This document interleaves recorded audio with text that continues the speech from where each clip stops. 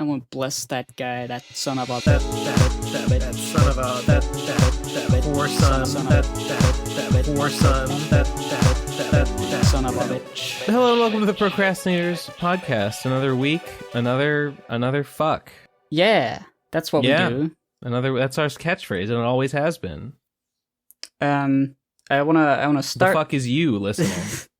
Sorry, I want go to start. on. I want to start with a little quick announcement for anyone, because I don't want to bury this at the end. On the 29th of October, there's going to be a live band performance in. Get the image. That's going to be about a week after this episode. Yeah. Or it's a charity. Saturday after. It's a charity band event, and I'm going to be playing a couple numbers at the thing. Cool. It's a fundraiser in aid of Parkinson's UK. I have a link. I have like a image. Yes, the Zone. It's the band my dad is in, and they're doing a fundraising thing, and I'm gonna be there playing a few, like 3 little songs in the middle. And it's, if you want to donate, you can donate, and if you want to show up, if you can, that'll be cool. Super sick. What are you gonna play? I'm gonna play "Dig a Pony" by the Beatles, "Black Magic Woman," never even and "Sympathy for the Devil." I'm gonna play the bongos on that one. What the fuck is "Dig a Pony"? It's from Abbey Road. It's like it's one of the John Lennon like silly songs. Like the lyrics don't make sense, but okay. It's like dig a pony. I'm digging a pony. I've heard that one. Yeah, look it up. It's a good song. I'm going to be playing the George Harrison solo stuff. I'm excited about that. Cool. You're going to be playing in the band, or in the band? Yeah, they're doing the main set, and then I'm on for a few. And that's the thing. I just wanted to mention it because it'd be good to get some extra donations. Like as part of your dad's band, or are you going to be playing by yourself? As part of my dad's band. Okay. Cool. Super cool. Super sick. Where is it? Do you want to? It's at the the image has the location. It's the Bohemia, North Finchley. And if you can make it, that would be epic. It's £12 donation. I'll be there. Yeah, just come all the way over. Yeah. I've got a week and a half to get my arrangements. From 8 p.m. to 10:30. So that's the knowledge. There you go. I've spread the word. Radical. Well, that just reminds thinking about international travel. That just reminds me that I should really get that new COVID booster. I still haven't gotten mine. Apparently, only 4% of people have gotten the new one. Which is pretty cringe. As soon as I've been meaning to get it. I was relying on like news updates, like the vaccine is here. And there's 2 parts to it, so you got to make sure to get 2 parts. And I'm like, okay, I got to make sure I get 2 parts. And now there's a booster. Okay, I'll get the booster. But then news about like current vaccine boosters has been very minimal. So I don't even know what is required, how many boosters I am behind, or if I am even behind. I know. I'm just gonna say that if I die, it's not my fault. No, it is your fault. No. I know that there's the new booster is like Omicron specific, and I think it comes in a couple different varieties, and I'm not sure what the difference is, and I'm not sure if I like should be choosing or if it doesn't matter. Yeah, I don't know. I've been meaning to like figure it out and go and get one. I'm sure I could probably just call up CVS and go get one like any day I wanted to.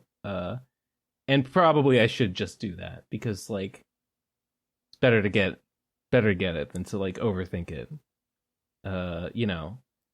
As a Democrat, I'll just slavishly follow whatever my leaders tell me to do. I love the mainstream media. Susan Sarandon says I should need the booster, so I gotta go do it. That's just how it is. I don't ask questions. I don't even know what questions to ask. I'll just wait until they say, get the booster now, and I'll be like, okay.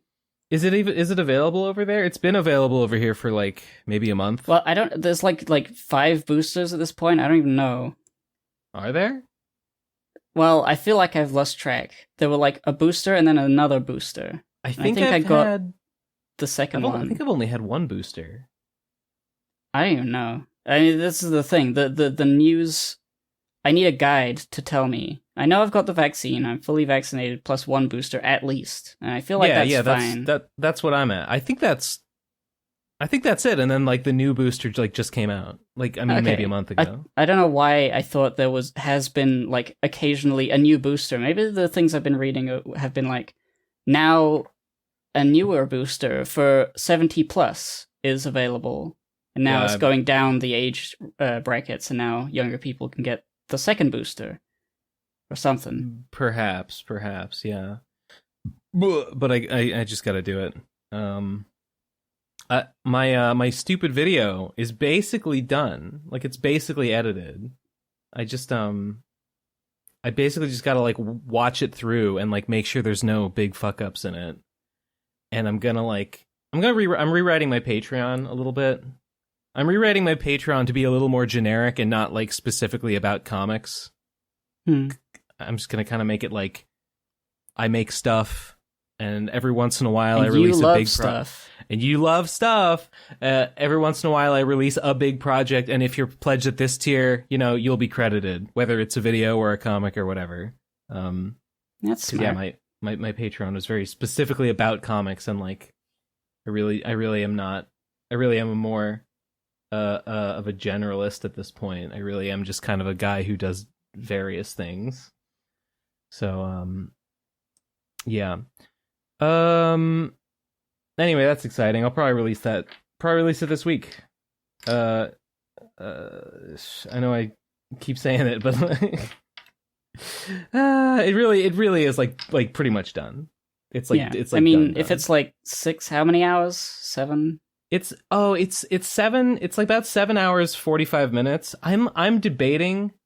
I actually am debating whether I want to put like maybe a couple little like bumper bits in there to just boost it up over 8 Dude, hours. Put a dance number in there. You know, I don't know. Just maybe put a thing where like Evil Bensane comes in saying, "How'd you get in my video?" and then shoot him. I won't spoil it, but there is like a sort of little. It's nothing super weird or anything, but there is sort of a what do you call it? There's sort of a diegetic editing thing where Future Ben will chime in, and there's a little bit of I don't know. I made it a little fancy. I made it a little fancy and funny and goofy. That's but nice. I think I like it. I'm debating whether I want to add 15 or so minutes worth of like future commentary and just sprinkle it in just to boost it that extra couple minutes over the 8-hour line, just because I feel like 8 hours just sounds better than 7. You could just have a thing at the end where you just blatantly say, "I'm padding this out. I'm gonna do some. I'm gonna play some video games. Haha! So let's play now." Honestly, in a 7-hour video or in an 8-hour video, like yeah, I don't think anyone would be like super mad. And if it's at the end, like if you've already watched the video, like credits roll, you can just click off if you don't want to hear. Yeah, maybe. Yeah. But 7 hours is a lot of watching to do. That's a whole day. Just looking at it. That is a whole day. Oh man, I watched I kind of watched / listened to there's I think his name is called like Dylan the Storyteller or something. He had like a 5-hour long AVGN retrospective. I listened to it, and it was pretty interesting. The thing that really stood out to me was how Yig-like the like Screenwave era is. I remember very interesting because they know each other.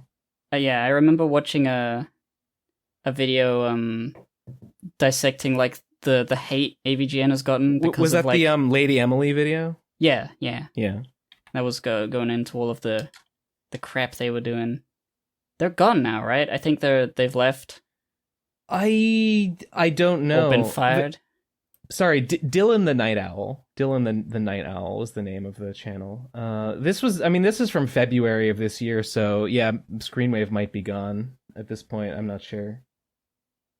But yeah, just very much how like AVGN, when he would give updates, he would say like, everything was falling apart. Like my internet didn't work. It was hard to shoot or whatever. But Screenwave says they're gonna get it right. Screenwave is gonna fix everything for me. Screenwave hooked me up with a whole new internet and a whole new setup and a whole new da da da da. And then everybody hates the product. Yeah. Yeah. Very Riley-esque. Yeah, and I mean, knowing that like those Yig guys are like on Tony from Hack the Movies YouTube channel like a couple of times, they like know him. Oh yeah, it's a very. Did you know that? I think I remember that's seeing that Tony. It's the Screenwave Tony. Yeah, the Hack the Movies guy had Yig Studios on. Yeah, and he looked at it for a few minutes, and I was like, okay. I had forgotten that. No, he's been in a couple of AVGN skits because he's one of the guys that ruined AVGN. they had that show. It was like conceptually like a bunch of guys in a video store. The set they had talking about a movie that like not Hack the Movies on AVGN. They had this show that I never clicked on because they just were not charismatic. I haven't really seen it. I haven't really seen any latter day. I've seen some bored James, I guess. I guess that's like latter day AVGN stuff, kind of. But even that is like kind of old at this point. That is kind of old. They had like a big finale. There was like a crazy like short film. No, I haven't seen any of the Screenwave era AVGN stuff. I wanted to the old stuff. I don't know, just to see what it was because it looked like the kind of content I didn't want to see, and it turns out that I was right. Right. And I was like, okay. I mean, but that hadn't been that out of the ordinary because Cinemassacre, the YouTube channel, always had like a bunch of stuff that was just sort of whatever. Yeah. Like they the streams with like James and Mike. James and Mike Mondays that were like sometimes pretty good, but like ultimately it's like lower tier content than the actual episodes. Mm-hmm. Like some stuff with Bootsy. Yeah. Like, it was alright, but I would never click on it. And so the Screenwave stuff happening was like, it's the same. It's just different guys that I won't click on. Mm-hmm. Mm-hmm. Mm-hmm. So I sort of missed out on like the outrage because I would never engage with it. And I guess I'm glad for that.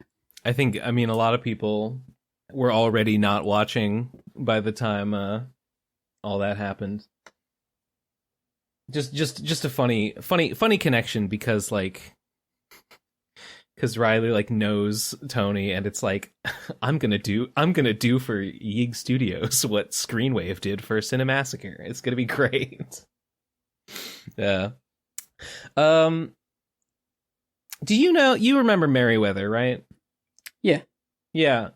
Did you see what was going on with him on Twitter this past couple days?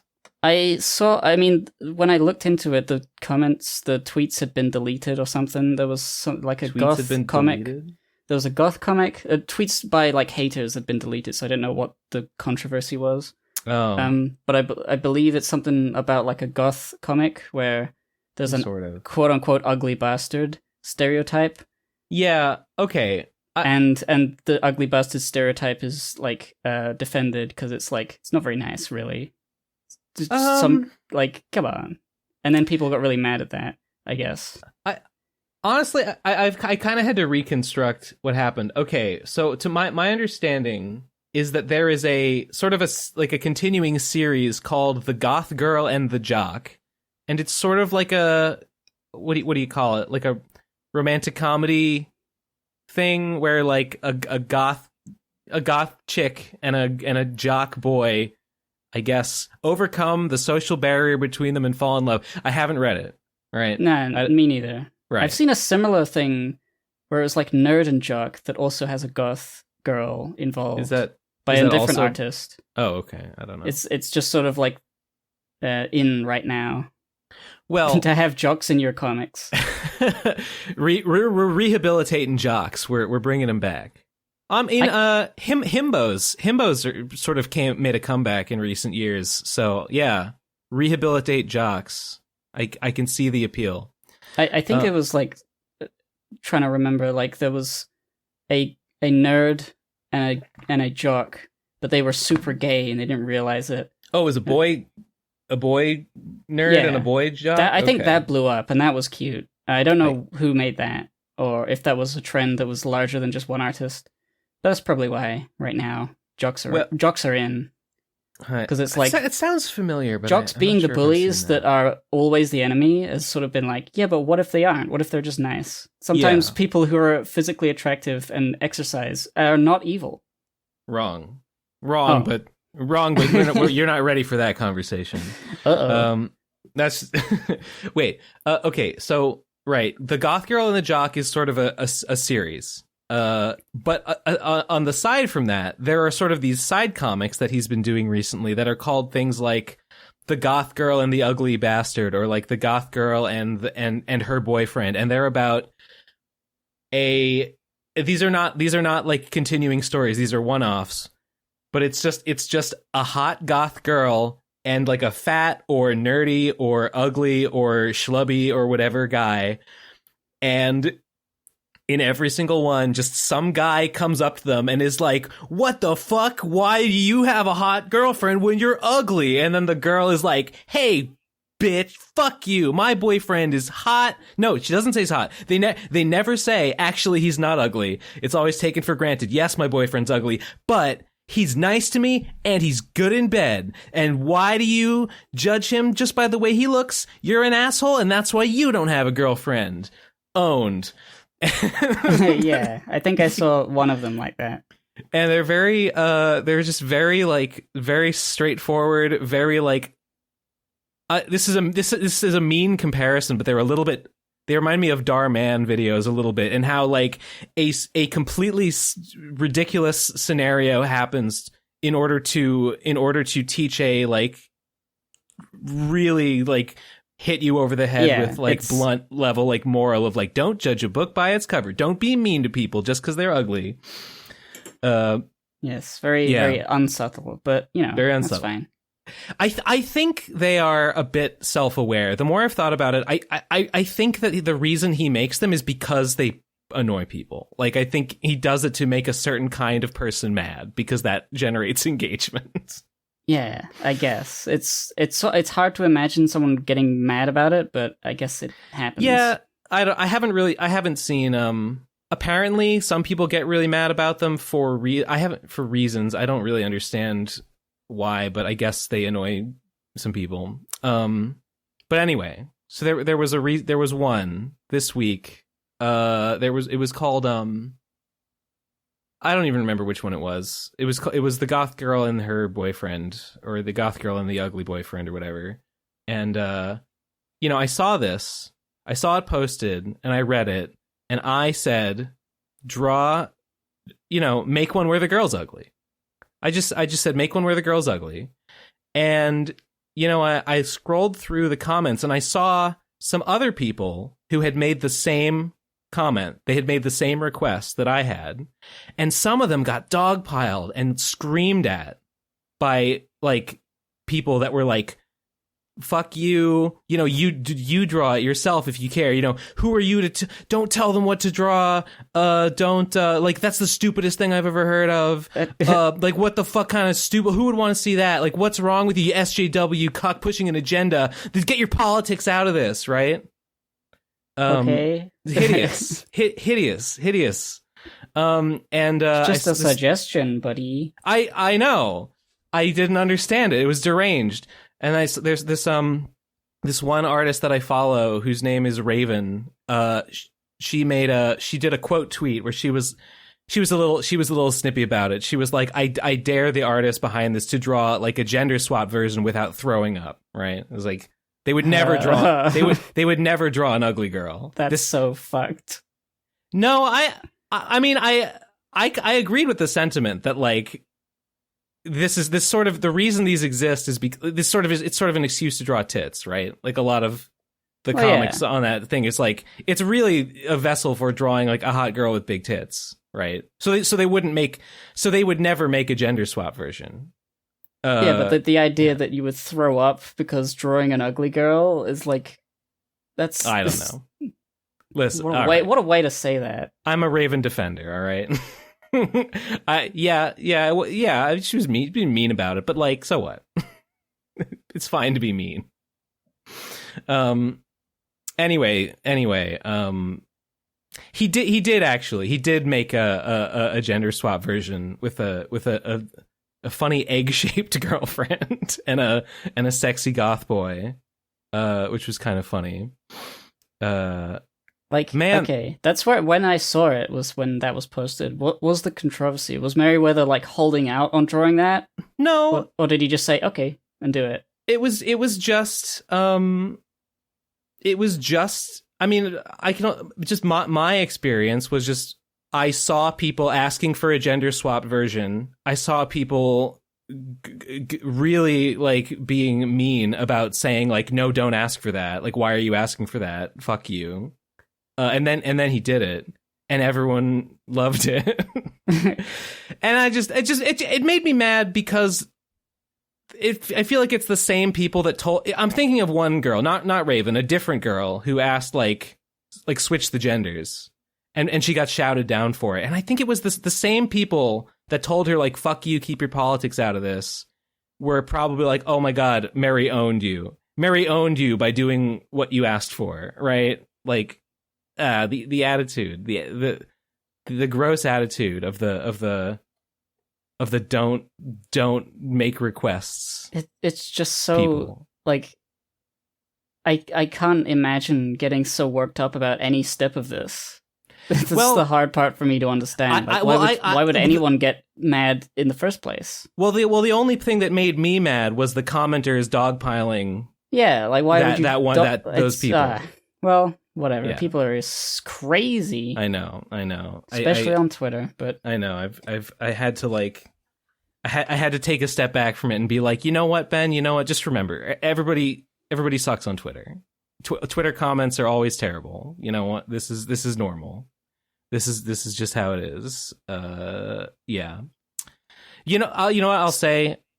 I was worried because I made the request. I said you should draw the gender swap version, but in the back of my mind, I thought, if they did, they might cop out and draw like a quote unquote ugly girl, but like she would still be cute. You know what I mean? Like maybe they'd make her a little chubby and like maybe give her glasses, but like she'd still be cute looking. But no, they gave her like a egg-shaped body and like a very like fat lower face, and I feel like they followed through on the concept to an adequate degree. So I was pretty satisfied with it. So I guess it was a happy ending. I don't know. I think it's good to draw ugly characters. I obviously don't do it that much because my characters are all so cute. I just draw them with big eyes every time. Right. But like, I'm reminded of this Roald Dahl little thing. Oh. Where like you posted something? I'm posting it. Let me see. It's oh yeah. For some reason you said one. doll and I thought of Dolly. But yeah, Roald Dahl. And it's like the idea that somebody can look ugly, but if they're a nice person, the good vibes will shine from within. Even if they got crooked teeth and a fucked up nose, anyone can be nice and welcoming. You don't need to have big tits to be the best person. Actually, yeah. No. Wrong. Yeah. As an aside, quick to the whole goth thing. I got my goth girl getup. I got a bunch of stuff related to your Halloween costume. My Halloween costume was a ruse. It was just a trick. I was saying I was going to make a costume, but it's actually just an outfit that I'm going to wear all the time. Oh no, God! I fell for it.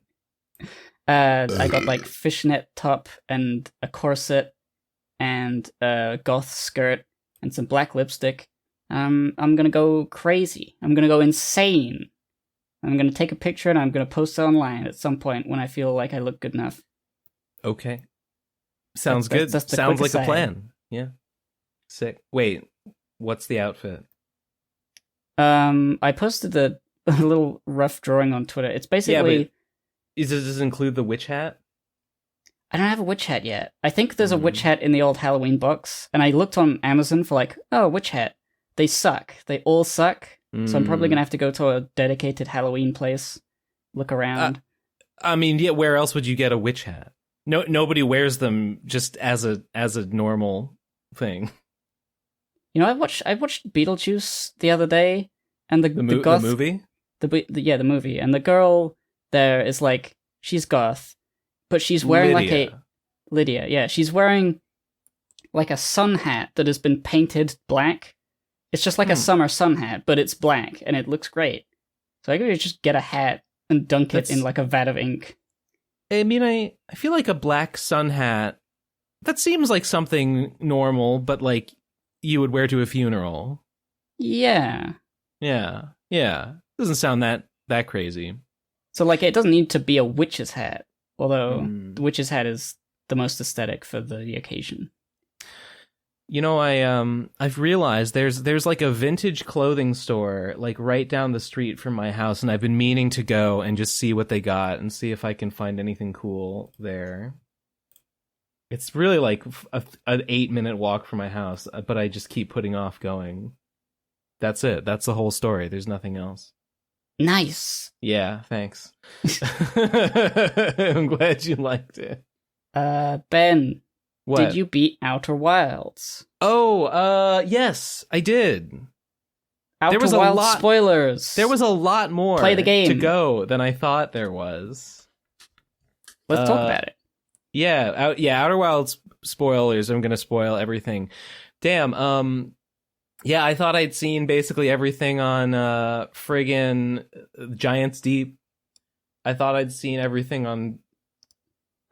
I thought I'd seen everything. Turned out there was like I hadn't even gone around in like the Hanging City. I hadn't gone around in the Sunless City. I hadn't found half the stuff in there. What else did I end up having to do? The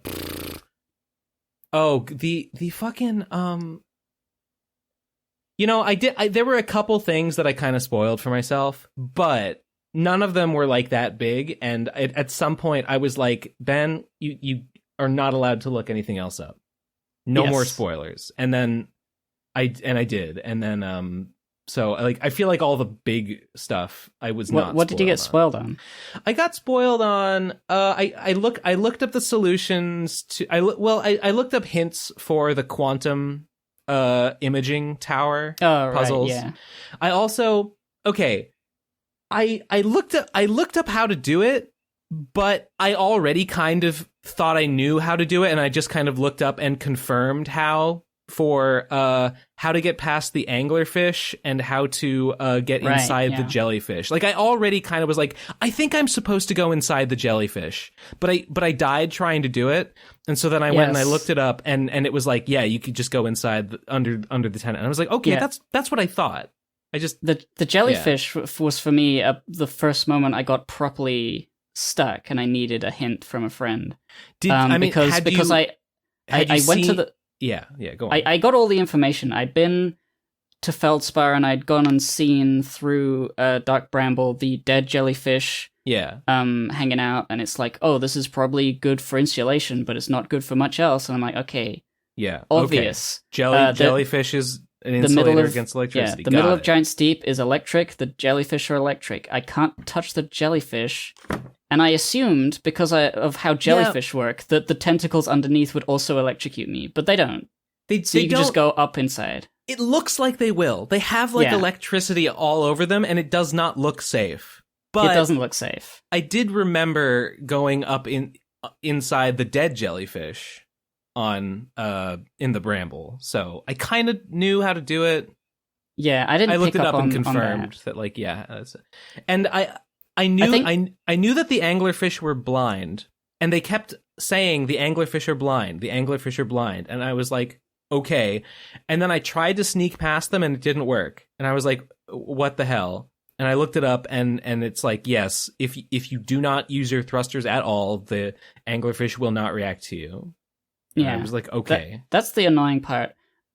The worst part of... I mean, I I would say the worst part of the game is Dark Bramble, just because when you go into one of the entrances, you have to stop completely and then point very accurately in the direction of travel, thrust for a bit, and then turn off your thrusters and hope that you're not sailing right into one of them, because if you touch them, they'll notice you.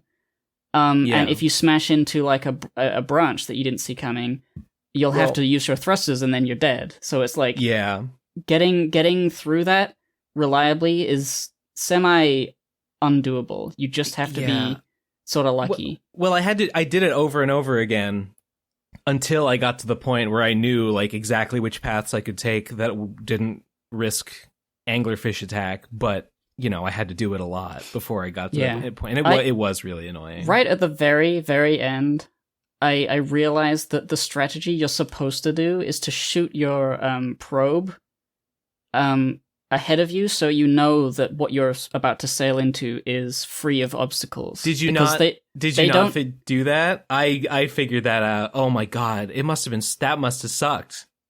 Knowing that. I knew that the lights, because I never went in there blindly just going towards the light, except the first time where I went towards the red light, and it was the fish eggs, and I didn't know what else to do. Strangely, I didn't bump into anything on the way there, but the other times it's like I used my audio scanner, and once I knew the locations, I could just use the locations. If I go to the map, you click the thing. So I never like used the lights as a source of like, oh, I should go towards the light because I know some of them are fish. I did use the lights as like okay. I didn't think to go inside of the egg clutch until like okay, I would shoot my probe into the one with the 3 anglerfish and the egg cluster inside, and I knew that there were eggs in there, but to my mind that was just like, oh, this one's full of fish. Definitely don't go in there. So I just didn't. I never went in there at all. And I thought I wasn't supposed to. And so I eventually was like, I know that because I found the murals. I know that the vessel is somewhere in the Dark Bramble. I just have to find it.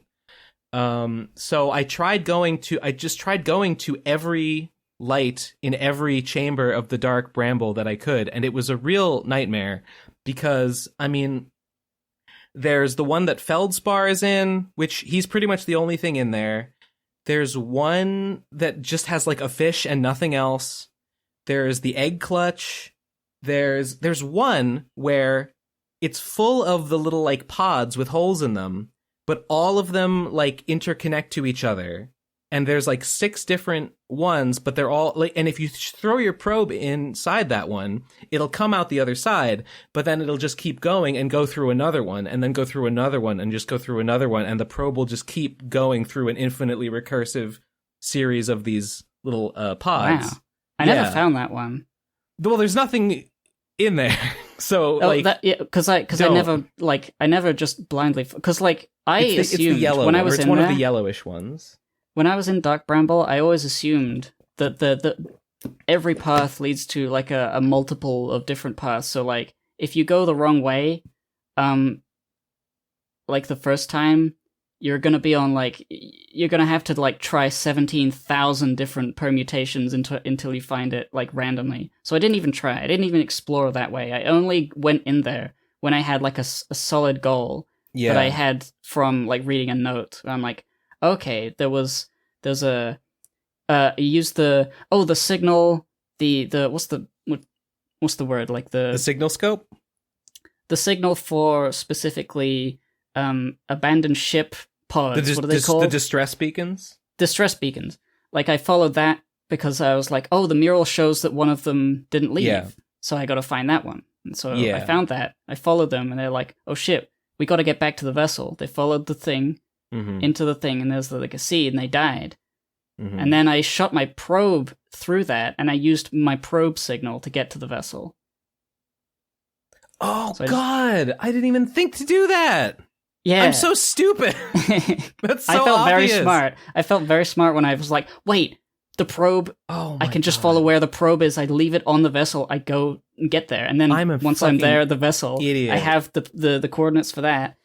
Wow, it's so obvious. It's so obvious when you say it. Yeah, the probe would land. Well, so you had to end up going into the egg pod, right? No, I think you can go like aside from that. You're joking. No, I made it so hard for myself. Let me tell you what I had to do. I knew that if you found the distress beacon, you could find that seed, and if you shot the probe through the seed, it would land on the vessel. And I did not think to leave the probe on it foolishly. So I tried to go through every permutation of location. It didn't take that long. I mean, it was kind of it's a lot smaller than it like makes it look. I mean, like. I did get eaten by a lot of anglerfish. It probably took several hours. Well, maybe like 2 hours. But I just tried going everywhere I could inside the bramble, and eventually there was nowhere else to go except for the egg pod, and I'm like, I guess I need to go in the egg pod, and I had to look it up to be like, okay, if you don't use your thrusters at all, the fish will not come at you. So yeah, I just had to, you go through the thing and you just let your momentum sort of carry you slowly towards the egg cluster. And when you're in the egg cluster, there are a bunch of lights, and just kind of near the egg cluster, there's like a hole you can go through, and some of them, what am I saying? A few of them don't go anywhere. Like a few of them just lead you back into the same room, and I just had to like shoot my probe through those, and if I got like error, duplicate signal, then I'd know like, okay, that one doesn't go anywhere. And so I just had to find another one that didn't do that. And then that ended up leading me to the vessel, and that's how I found it. It worked. It took a while. But the vessel was kind of frustrating. Cuz like I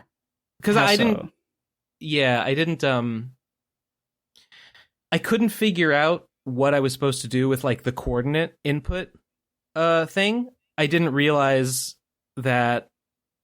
I mean, okay, I knew the I coordinates, but I didn't put it together that like, oh, those coordinates are what you're supposed to enter on that thing.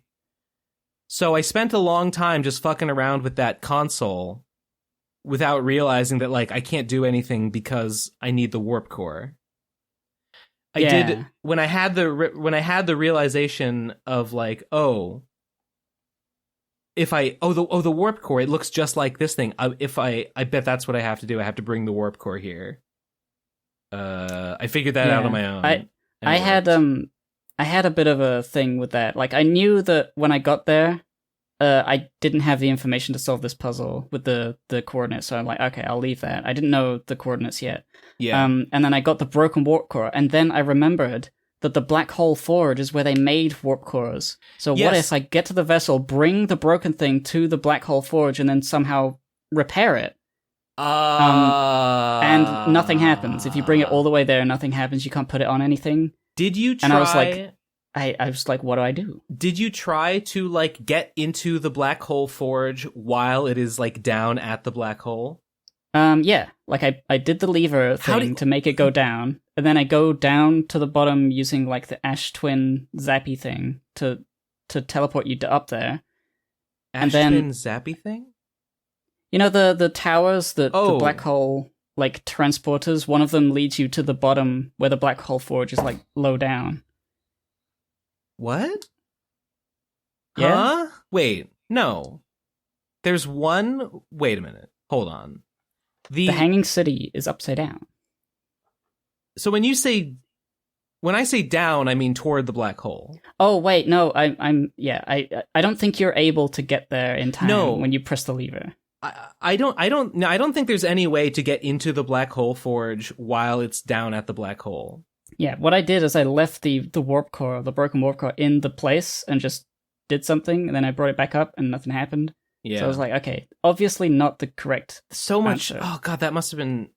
Yeah, that was one of the things that was the most irritating, was getting into the black hole forge. Because you have to go to the city find the control, use the control, and then you have to somehow get from the Hanging City to the Black Hole Forge, but you can't just like do that. I mean, I guess, yeah, you can't just do that. You pretty much have to go through the Ash Twin teleporter because it's the only way to get like onto the the gravity floor.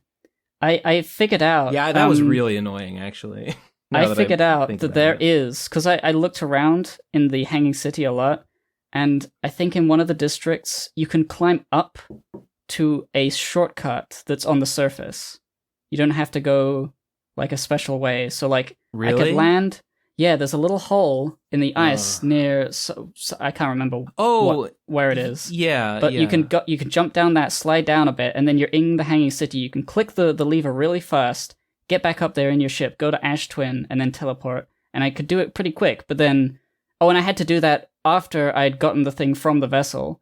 So I was trying to do all of this shit, and then I only just barely got in there and nothing happened. I was like, fuck. I had the same thought. I also tried bringing the warp core to the Black Hole Forge, but there's just nothing there. Once I realized, I got to bring it to the vessel, I immediately was like, obviously that's what it needs. It's got a broken warp core. There's a working one inside the Ash Twin. Yeah, I didn't really figure that out until I was in Ash Twin. I was like, oh yeah, warp core. Here. I got inside of the Ash Twin chamber well before I found the vessel. Crazy. I didn't figure that out for a very long time. No, finding the vessel was like the last thing that I did. Well, that's not quite true. But yeah, I got inside of what it was. Yeah, once I figured out what the towers do, getting inside of the Ash Twin was like the first thing I did with that. Okay, what was your thought process? Because I was stuck on that. There was the very, very last thing that I completely stuck on. Yeah. And I think it was because of an assumption I made, based on a misunderstanding of like the thing. They said that there's a something point, like a reference point in between the two planets, the Ash Twin and In Between. Yeah, they say that, but like it doesn't really mean anything. What it means, I didn't realize this at the time. What it means is that in order to teleport, you need to be looking up, or like that is the point in between the two planets has to be where you're looking, because you can't look inside of Ash Twin to go to Ash Twin.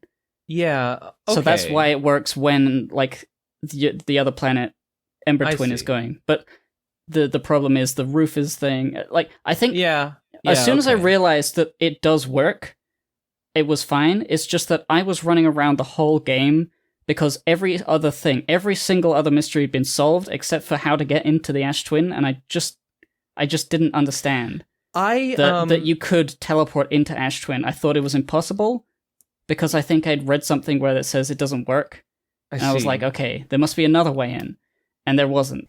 I was just dumb. When I felt stupid because it felt like the Ash Twin Towers, Twin Towers, they were It's there. Not funny, that's just two towers. Two towers, Lord of the Rings. Okay. It felt like those would be like a really convenient way to get around and explore stuff, and I felt like I had missed out. You know what? I guess not really, because like your ship is easy enough to get from place to place. Like, whatever.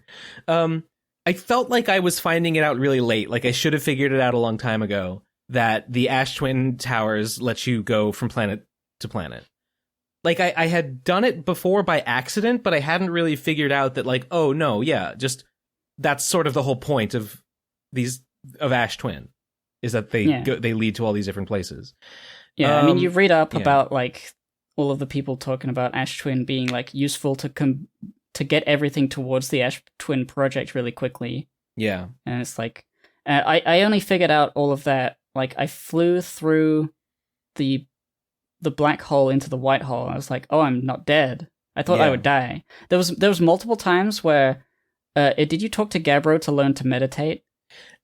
Not the first time I met him, but like later, eventually I talked to him again. Yeah. And then I wished I had found that out sooner. Yeah, I mean, that's very useful. But, like, when I was like falling in Brittle Hollow towards the black hole, I'm like, okay, I'm dead. Meditate. I didn't actually fall through it until a few times later where I just let myself go, and I was like, you don't die. And then after that, how to meditate until, like, way later. Falling, I fell through the black hole, like, really early. Like pretty... I was terrified of it. I mean, I fell into it, and I was like, oh, I guess I'm gonna die, but there was nothing I could do about it. So I just did. And I'm like, oh. It's actually, like, kind of scarier when you're through the white hole and your ship is, like, thousands of kilometers away and you have your jetpack and your oxygen, which is just, you don't have time to get back. Yeah. You're just dead. Well, and then you find the station, and it's like, here's how to get back. It's like, oh, cool. Looking at the white hole... They solved this problem already. Looking at the white hole... it's hard because it warps the light around it. I thought it was just rubble. I didn't even see the station until I realized there was a station, and then I went looking for it. Well, when it spits you out, sort of like you're falling in the direction of the station, like you're going right towards it. I mean, I can see it. It I can see around, how if you panic and you like, oh shit, and you start firing your thrusters, maybe like you go somewhere else. But if you just fall through it and you just let like the momentum carry you, you just land like on the station and you see the gravity floor you can walk on. I didn't know that. I fell through the black hole a lot of times, so I got used to it. But then the high energy lab was like another tricky one. That one was pretty hard to find. But once I knew I was looking for it, I eventually found it, and I was like, okay. Like getting into that area really early, and then that's on so the sand twin, doesn't right? Yeah, in between the sunless city. Yeah, the sunless city is really irritating because like you have to go there right away, and if you have to go there right away for various things, it's all buried. Yeah. There is there's a shortcut into the sunless city. As well. Yes, that there's I found. like a hole. I found it a couple times, yeah.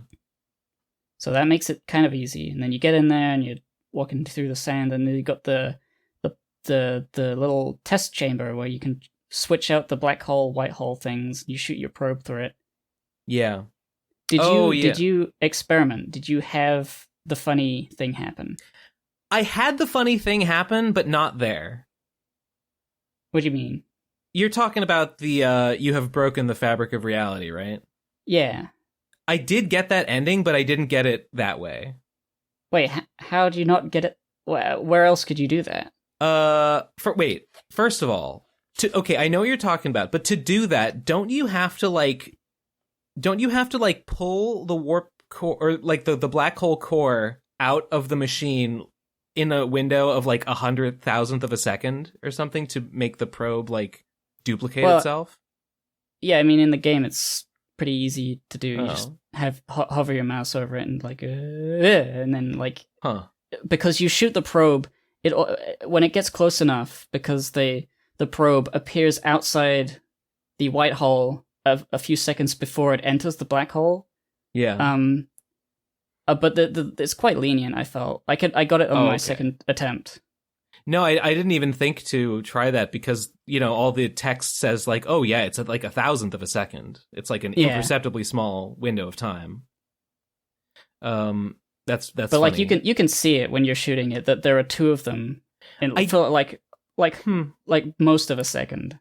I did shoot a probe through the black hole. I did not notice the time paradox, so I didn't do that. No, the way that I broke the fabric of reality was because I got inside of Ash Twin, I think earlier than you did.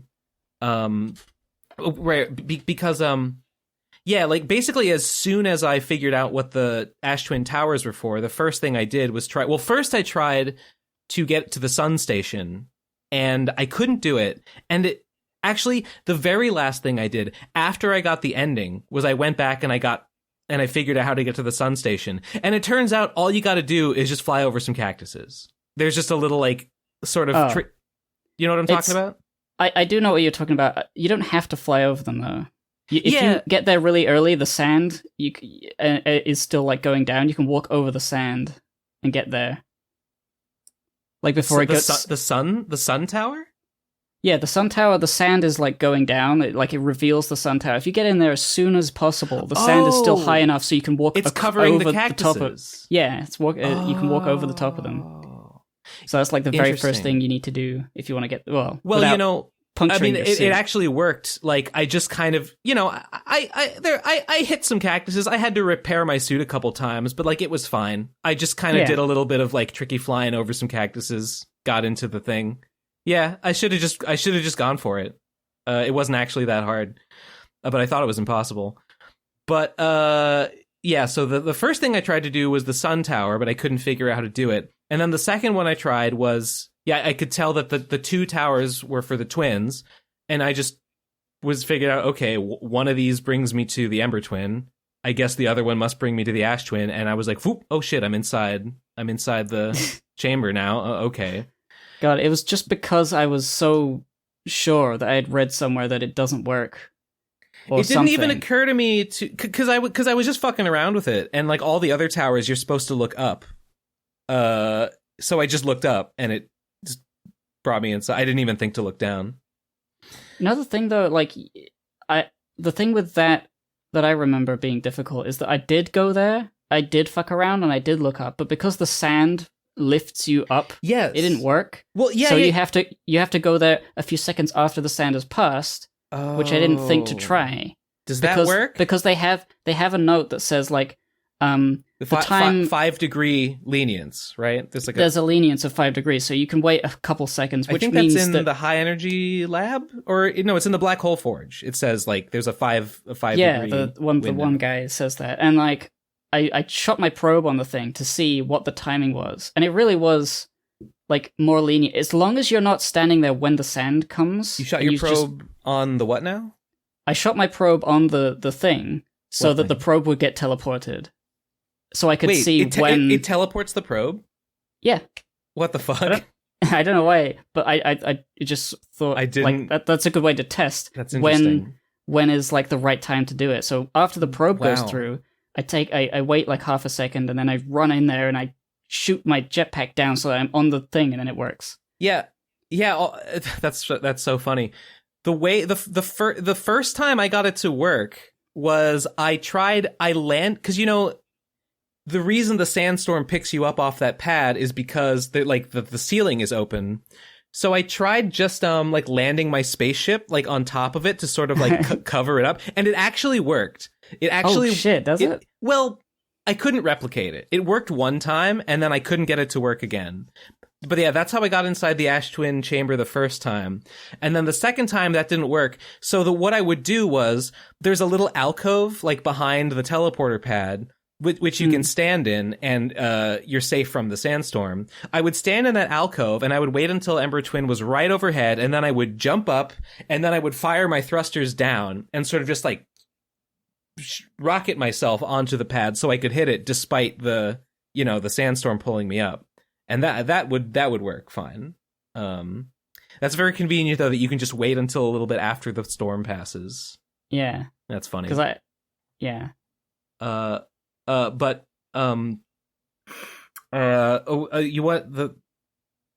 was I supposed to tell you about how I broke the fabric of reality? Yes. The way that I did it, it's funny. I went into the chamber, and I'm in there, and I read the warnings, and I realized, like, okay, what's in this chamber is the whole, like, it's the whole in-game justification for why, like, you start over again after you die. And I was really scared, because I thought, like, if I fuck with this warp core and then I die, is the loop going to end and it's like game over permanently and I have to start over? I was very worried when I first took it out. I was like, wait. Yeah. This is powering this. Yeah. But without this, like the whole what's the word? The diegetic reason why dying results in like not a game over is gone. Yeah, and it's so stressful because the sun blowing up music starts playing regardless of how quickly you've done that. Mm-hmm. Mm-hmm. So like, and then it's like the special version of the song, and it's like super tense, and I'm like, no, I can't do it. Well, I did eventually. I just was like, fuck it, and I pulled the thing out. I pulled the warp core out. Well, no, I was in there, and I moved the ball to open the thing to expose the warp core, but I was too afraid to take it out. So I just kind of stood there and waited. And it was late in the cycle, and I started hearing the supernova music, and I was like, "What's going to happen?" Did you ever just die inside the chamber? I didn't. I guess I would have assumed it just, but no. The outside shell, was supposed to like retain its like. It is like it is supernova proof, but only for a moment. Yeah, so like, I guess I should have tried that. That would have been interesting. What happens? I did try it. Well, what happens is if the warp core is still inside of the machine, but the doors are open to expose it. Like as the supernova is happening, a black hole forms around the warp core, and then you just wait. And then after a few seconds, there's like a Nomai like inscription pattern sort of appears in your field of vision, and you get time warped back. You don't die, you just get time warped back in the loop. If you take the warp core out, and then you let the supernova happen, then a few seconds go by, and then eventually, the walls break and the supernova explodes, and you die, and you die for good. You get the "you are dead" message because the project was not online. Right. But so I tried it the first time, and I saw that a black hole happens when like right before the time warp activates, and I was like, huh. So I went back and I opened the doors and I waited for the supernova, and as the Ash Twin project is activating, the black hole forms, and I jumped into the black hole, and it had just restarted the loop, and I was like, okay, I just died. So I go to the map, and I'm like, all right, well, I got to go back. I got to try it again. I got to try another permutation of like, what if I die after taking the warp core out, but before I do this and after I do that and whatever. So I go and I check the map because I've got to fly back to the Ash Twin, and I see. There's a duplicate signal. It's like error, duplicate signal, and it shows me both where I am and inside of Ash Twin. Oh my god. And I'm like, that's funny, the game glitched. The game didn't expect me to do that, so it glitched. And it thinks I'm in both places. Well... No, that sounds like it. They deliberately did that. It is, because I went there, and I went inside, and there's another copy of you standing there, and you can talk to yourself. Oh my god, I gotta try that. Yeah. But when the supernova happens that time, you get the Fabric of Reality breaking ending. That's so strange. So, yeah. Like, I guess I'd never really thought about it, but of course, the Ash Twin project is a black hole that sends things to a white hole, but, like, so powerfully that it does it, like, 20-something minutes into the past. Yeah. It sends memories back. But if you go back, you are being sent 22 minutes into the past. Apparently, I guess just like one version of you comes out the white hole inside of the Ash Twin project, and another version of you gets like sent back in time to wake up on Timberhearth. Right, because 22 minutes in the past, you are waking up, and the only thing's been sent back is your memories, not yourself. So your memories of that are in your old body, which was already existing 22 minutes ago. So yeah, you duplicated yourself by jumping in. I guess so. But yeah, that's how I got the Break the Fabric of Reality ending. That's so funny. It was very weird, and I was like, oh my god, I found something. I found the secret. What else? What else can I say about what else did I do? I got a little thing I can talk about. Yeah. Tell me.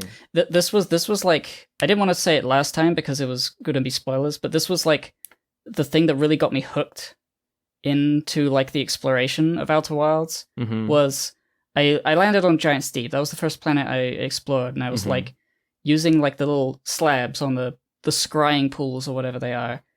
And the ones that like sort of let you see another planet. Yeah. And I did the one that was like the inside of the third probe, or the memory probe, or whatever. When the cannon shoots the probe out, it sends its information back to this little data bank. and I looked at the windows, and it's like, oh, there's a lot of electricity out there. That's funny. I wonder what the hell that is. I never saw that until like way later. I knew I had used those memory pools, but I feel like I never saw the inside of the Ash Twin project or like the core of Giant's Deep, even though there are things around that can let you see that. The Ash Twin project one was so scary just because it's like there's no lights in there. The sound too, the like the humming sound is kind of like I have no idea what I'm looking at. Yeah. And I love, by the way, when you look in the Ash Twin project, you can scroll around. You see 3 of the 6 or 7 Know My masks are lit up, and I know that one of them is me because I'm in the loop. Gabbro is another one, and then I was Gabbro. like, and then who's the third? And I realized later that the third is the memory bank for the probe launcher. Yes. So it sends the data from the probe fired in the last cycle so they can shoot in a different direction, which is why the probe always shoots in a different direction every time. Which is so fucking cool when you figure that out. Yeah. Sorry, spoiled gamers, if you haven't played the game already. I was like, wait a minute. But like, if the probe always fires, like, doesn't the probe like forget where it went last time it fired? No, it remembers for the same reason that you remember. Know My statue mask technology. It's so fucking sick. Anyway, sick. So the thing, I was like, I went to Giant's Deep once, and I was like, what is this thing? It's like got like water and stuff. And then I realized that there's a thing like floating around the orbiting Giant's Deep, and I was like, oh, that's that thing that blows up. You mean I'll land on that. The probe cannon. So I went on the probe cannon wreckage, and I was like looking in there, and I recognized the architecture as like similar to that one with the water and the electricity. And I realized that there's 3 like rooms. Wait. You mean you recognized that the architecture inside of the orbital probe cannon was similar to what you'd seen through the scrying stone inside of the Giant's Deep core? Yes. So I was like, there's and I learned that there were 3 like capsules, like rooms. Oh, yes. And one of them you can go into, the other one you have to go outside the spaceship and go in through the window, and then the third one is somewhere. And I was like, it's there. Yeah. And I figured out that it was the third like capsule from the orbital probe cannon, and where it was based on the electricity. And I was like, I saw electricity. It's in the core. Like I think I got some information that says it's in Giant's Deep. And I was like, oh, it's in the core. Now I got to find out how to get down there. And then there was the water like gushing, like pushing me away. I'm like, okay, the current, yeah. Now I've got to find out all of this stuff. And then I was hooked. I was like, yeah, I love this. This is like I have some information, and it's leading me towards learning more. It's great. One of the first things that I think like the very first thing I did on my first launch was I went to the Interloper because I thought it looked weird. And then on another very early loop, one of the first things I did was check out the orbital probe cannon. And it took me a while. I think I had to go back a couple times before I figured out how to open the doors with like the glowing balls, you know? I didn't quite figure that out right away, but eventually I was like, oh wait, if I move those balls around, that is like manipulating switches basically. So I went back and I went inside, and I found, there's three parts to the probe or whatever, and I went in the one that it lets you go into, and for whatever reason I went back later and I figured out, like, oh, there's 3 parts, and I can just go into the second part. I just have to get in my ship and go around the outside and go in the broken window. I didn't figure that out until way later. I think there's a scrying pool thing that allows you to see inside one of them, and it's like, it's got a broken window. Yes. It's like, oh, I can get in through the broken window. I did not even think. Thought that, like, the way's blocked, I can't get in. There's a lot of those like blocked doorways that would be so convenient, but they're just in the wrong place. And then way later, I realized that, like, oh, there's 3 parts, and the third part. I had seen the core of Giant's Deep, and I knew that the Giant's Deep core was full of electricity. And then when I finally figured out that, like, the scrying stone was seeing the third part of the orbital probe cannon, I'm like, oh, well, okay, I see it's surrounded by electricity, so it must be inside the core of Giant's Deep. how do I get there? And then, I had already met Feldspar and seen the jellyfish, and I was like, okay, well, it's got to involve using these jellyfish to insulate myself from electricity somehow. Yeah, that was, I felt like when I figured that out, I was like, I should have figured this out. Like this, I had already been inside of the Ash Twin project by the time I figured out like where the third part of the orbital probe cannon was, and I was like, that feels like I did that in the wrong order. But it's fine. Yeah, I mean, I guess there's nothing stopping a brand new player from accidentally beating the game immediately. It's just very unlikely. Like, you can go anywhere. No, there's just It's just sort of the knowledge of what the hell you're looking at. I mean, is I something watched you have to slowly gather after reading like logs all over the galaxy, the solar system. I watched 100% speed run of it, and it took about an hour. I bet an any percent speed run. I mean, let's see. You would just have to. Well, you could go right to Giant's Deep, and you could go right to... Actually, no. Technically, you don't even need to go into Giant's Deep because the coordinates are the same every time. Like, I think if you know the coordinates, you could just go right to the Ash Twin tower, go inside the Ash Twin project. Wait, no. Okay, I learned this from the speedrun.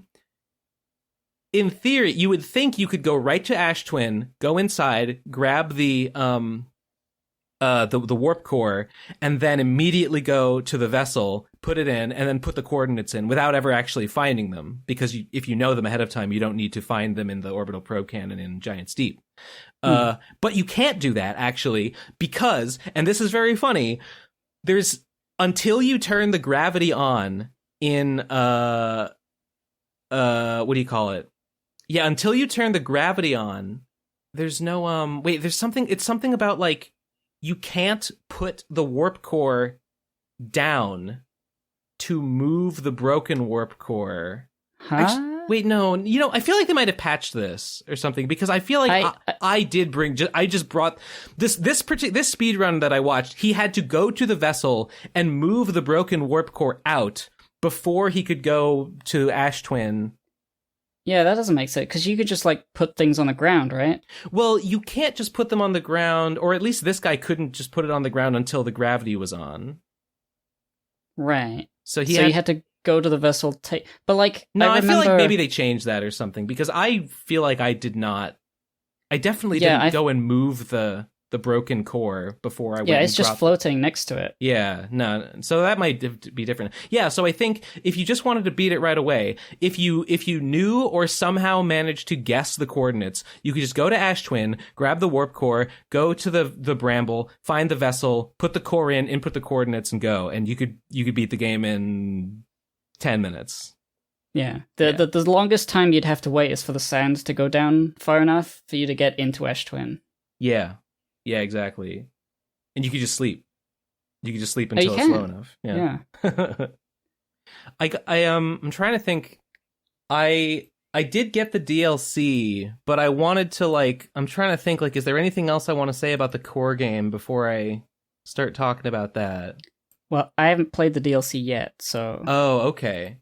Guess we can't talk about it for the moment. I don't think I'm that far into it. I'm a little ways into it, and there are some things that I think are cool about it, but I kind of feel like I'm not really digging what they did with it. I feel like they did not. If I understand where it's going correctly, I feel like they didn't really lean into the strengths of their game, and they kind of just tried to make a different kind of game in their engine, and it's like, okay. Well, I'll try it out anyway. Yeah, I mean, I'm not. I haven't given up on it quite yet. But I'm not sure if it's really super my jam. But whatever. What do you think? Oh, by the way, when you got to the Sun Station, how do you feel? Oh, finally? Okay. But I tried landing on it so many times. Yes. I was trying not to like hint that you should not land on it. No. I don't even know if it's impossible. I had already figured, even when we talked last week, I had already figured out that, like, okay, I'm not supposed to land on it. Like, I think definitely there's some other way to get there. And of course, the sun tower is how you get there. I did manage to hit it. I managed to collide with it. But I, like, bounced off. I cracked my windshield and I bounced off of it. And I realized, like, okay, this is theoretically possible, but this is not the way you're supposed to do it. So I quit. I quit trying to land on it. But you could definitely do it though. Hypothetically, if you go fast enough and don't go too close to the sun, but you have a fast enough orbit, you can resist the pull. If you very carefully controlled your trajectory and managed to get into a somewhat stable orbit around the sun and managed to line yourself up with the sun station, you could theoretically sort of lower yourself down onto it and land on it. It'd be very hard. How did I feel about it once I got there? Yeah, because I thought that was a really cool, like, scary thing where you have to jump from one part of it to the other, right over the sun. You know, I didn't get there until after I had already seen the ending. And so doing that in the sun station, I kind of was just like, what if I fall into the sun? No biggie. Yeah, I guess if it's happened so many times. I hadn't actually fallen into the sun until, like, much later in the game, where I was just getting frustrated and just flew in there deliberately. I remember making that jump. I kind of just didn't even think about it. I kind of was just like, oh, I guess I gotta just kind of float. Oh, okay. It's one of those. It's one of those moments where it's like relative velocity is like crazy. It's like I'm spinning around the sun as fast as the sun station is. But it feels like nothing is moving at all. Maybe if I had taken a second and looked around, I might have been impressed by that, because I can imagine, like, if I looked down, I would see the surface of the sun, like, shooting past me. But I just kind of didn't. Although that's interesting and makes me kind of want to go check it out again. What a game! That was a thing. What a freaking game, man! I feel like it's an all-timer for me now. Oh yeah, definitely epic. Definitely, I would say it's definitely epic. Yeah. What do you feel? How do you feel about, like, the way it ends? Because it's not like a you saved the world. It's like your world. The longer you play, initially I was like, oh, we got to stop the sun exploding, but no. The sun is exploding. Everything will be destroyed. It's just how much are you gonna figure out before that happens? Yeah, it's your universe is dying, but a new universe will be created afterwards. So the lore is that, like, the sun station was not able to induce a supernova, and so therefore this is just they just had to wait until the natural end of the sun's lifespan, right? Yeah. And then the Nomai were like, dang, it didn't work. Fuck. Wait, hey, look, there's a comet. Let's go see what's that all about. That could be interesting. And then the comet spews, like, the radiation all over the solar system, and they all die. Ghost matter, right? That's where ghost matter came from. Yeah. Yeah. Which is Did- really sad when you think about it. Did that wipe out Nomai civilization? Is that like what I'm supposed to take away from that? I think that's. I mean, if you talk to what's his face with playing the banjo, if you come back to him because he's the archaeologist, he loves hearing about all the information you find out, so you can tell him about how the Nomai died via the ghost matter, and he's like, "Wow, that's how they died." So I think it's very clear that is the story you learn is that they died from exploring this comet that entered the solar system and then exploded. Yeah, it just the ghost matter. There's just not that much. I mean, maybe there's just not that much ghost matter, and it's not very threatening in current year.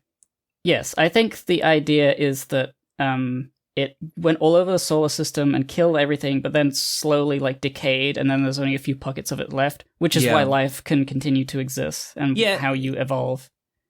Yeah, it makes sense. I felt like that was the implication, but I was like, really? It's like I just it is a kind of I don't even give a fuck about ghost things. matter. But it's so interesting, like the reason that there's all this stuff to explore and no one to tell you about it.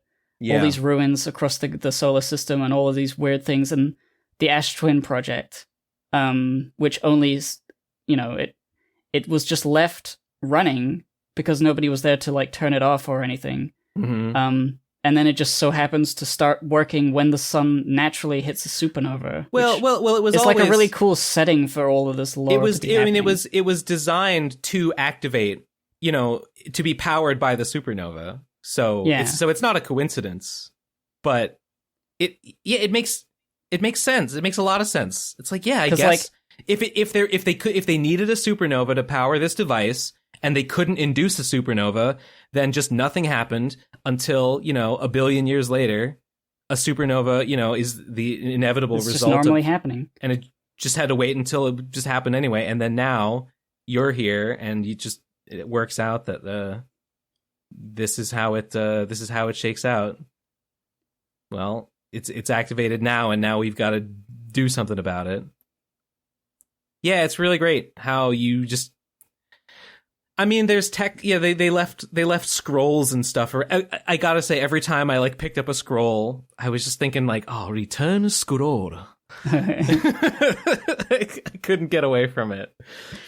You put the scroll in the wall. I love the way that the technology is designed. It's very funny. It's very weird and cool, and the way that the scripts. I mean, it's not very space efficient, but it's kind of a neat idea that like the writing sort of spirals out in like branches. It's neat.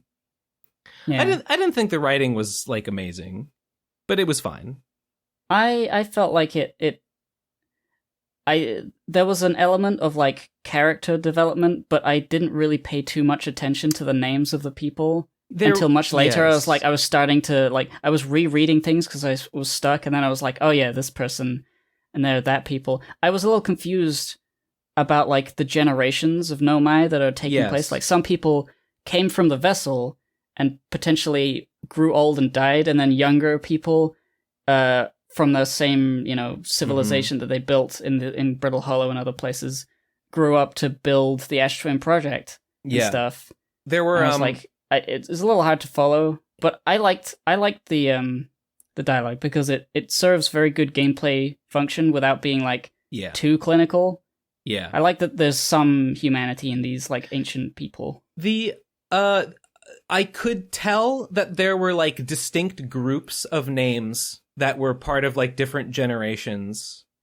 I didn't and I could tell that like, okay, there's the group that is working on the Sun Station project and building the Ash Twin project, and there's the guy who has to make the warp core, and I think his name is Poke or something. Pokey, yeah. Poke, yeah. And there's another one that starts with a P, and I know that like two of them. There's two that are like flirting with each other, and I think at some point they might get married. I think at some point they might switch to referring to their spouse, or maybe there's another group that were married and then another pair that were flirting. I didn't really pay that much attention to like who's who. The trouble with that is that your ship notes down the relevant information, but it doesn't note down anything else. Who said what?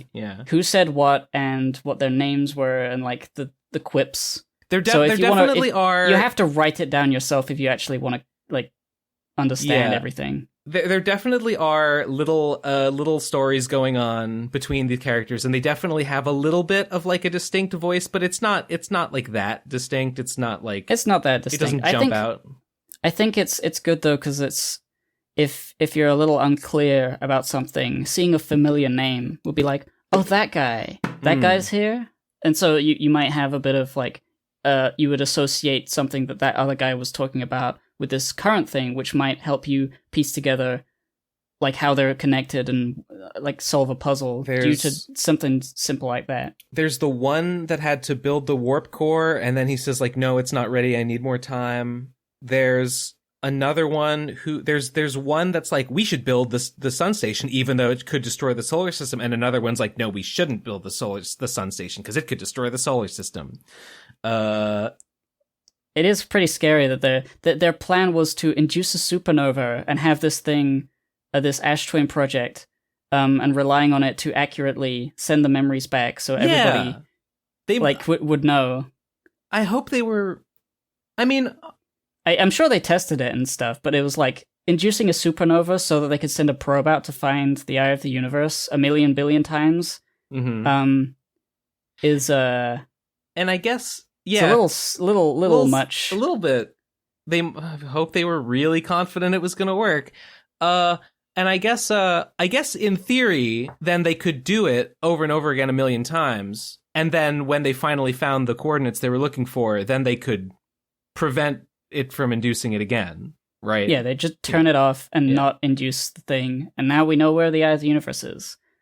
But that dang comet just had to come out of nowhere. It's a pretty funny, like, conceit, though, that, like, okay, we need to find this thing out, but it's going to be really hard. It's going to take a lot of time to find it out. So let's just create a stable time loop that will iterate itself 900 million times. And we won't even notice that, because then it'll, like, after the last time it resets, we'll just cancel it. But we'll have the information. It's funny. It's good. Yeah. It's a very well considered thing. I guess I guess it's not a plot hole. It's not a plot hole. It makes sense that the probe would fire in different directions every time, because the Know My Mask would remember which directions it already fired in, so it can decide, like, okay, well, now we'll choose a new one. Random different one. Yeah. Yeah. It is kind of insane that, like, it eventually did find the Eye of the Universe. Like, how... Isn't it a quantum? Wouldn't it move constantly? It does move constantly, but... Well, I mean, it's... You know, I don't think that really matters, because at the end of the day, where it is random. Wait. Oh, are you saying that, like, once it's observed... Geez, would resetting the timeline, would it choose a new quantum location? I think it's fine, because it's not time travel necessarily, it's memory travel. So you are just experiencing linear time, and then you are, like, adding versions of memories from the future onto yourself. And so you're gaining things. So you haven't technically observed it. You haven't technically observed. So, like, the probe finds the Eye of the Universe, and that's where it is. And so every loop, which is the same linear time path, it's in the same place, because that's where it is. That's where it found it. I guess I buy that. I mean, I never really thought about it before, but, like, it's a lot of, like, half science anyway, because in the timeline where you go there, the probe has not observed it. It observed it once. Actually, I kind of think maybe you're right. You're onto something there, because since it's quantum, it has no location until observed. Therefore, even if the location's in one timeline, if the location was observed in one place, why would it necessarily be in the same place before? Its quantum behavior would mean that it could be it could be anywhere upon the next time that it was observed, I think. I don't know. I mean, I think the idea is that you are not in the cycle where the probe found it. You're in another cycle where the probe didn't find it. It's just shooting continually. Yeah. And when you use the coordinates, you go there and you immediately observe it. And since you're constantly observing it, you don't close your eyes, it doesn't move. Oh, and also there's the whole thing, like, if you're on something, you travel with it. So once you're there, you're there. But what I'm saying is, if it's behaving quantumly, its location is not defined until it is observed, and the act of observing it would basically make it pick a location. So even if its position is in a its location is in a superposition of states until the probe observes it, and then it has a location because it's been observed. But if the same probe were to observe it twice, there's no reason why it would be in the same place both times. I don't know. I know less about quantum mechanics. That's how the moon is. That's how the quantum moon is. I don't know. I guess the eye of the universe could behave. Its quantum behavior could be different. Yeah, I mean, it's obviously a magical, impossible thing. Right. It's fun though, getting there and doing all that stuff, and I thought the ending, it was fine.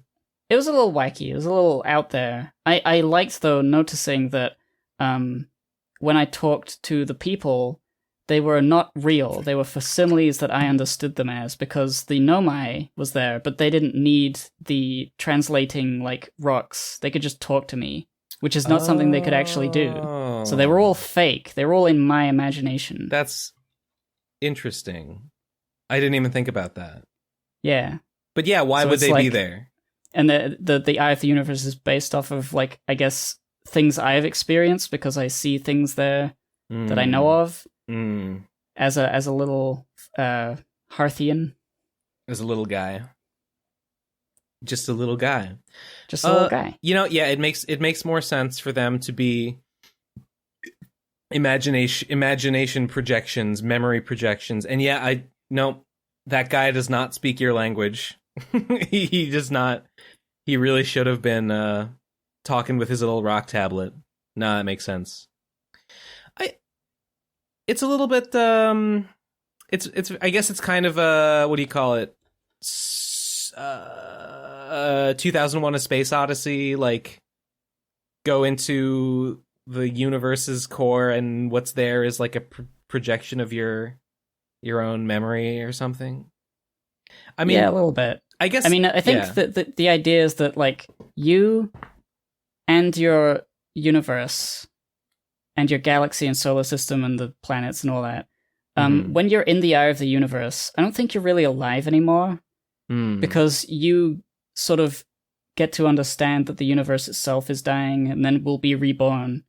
But the only thing that's odd about that is afterwards, I mean, I shot my probe into the big cloud of stuff, and then at the end, the probe was flying around.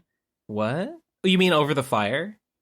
Over the fire, it's at the after the big explosion, the Big Bang.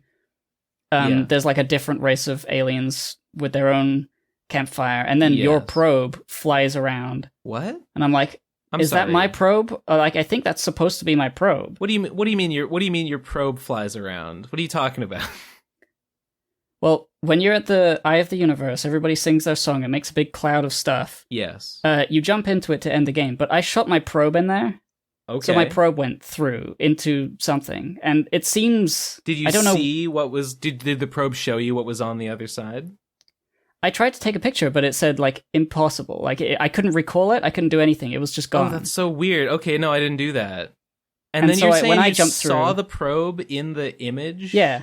There's the painting or whatever. It's a nice image of planets, new universe. Oh, so beautiful space. And then your probe flies across the screen, and then it goes to black and the credits and stuff. That's so fucking funny. No, I didn't do that. So I don't know whether that happens every time or if it's just if you shoot the probe in. I guess it didn't happen for me.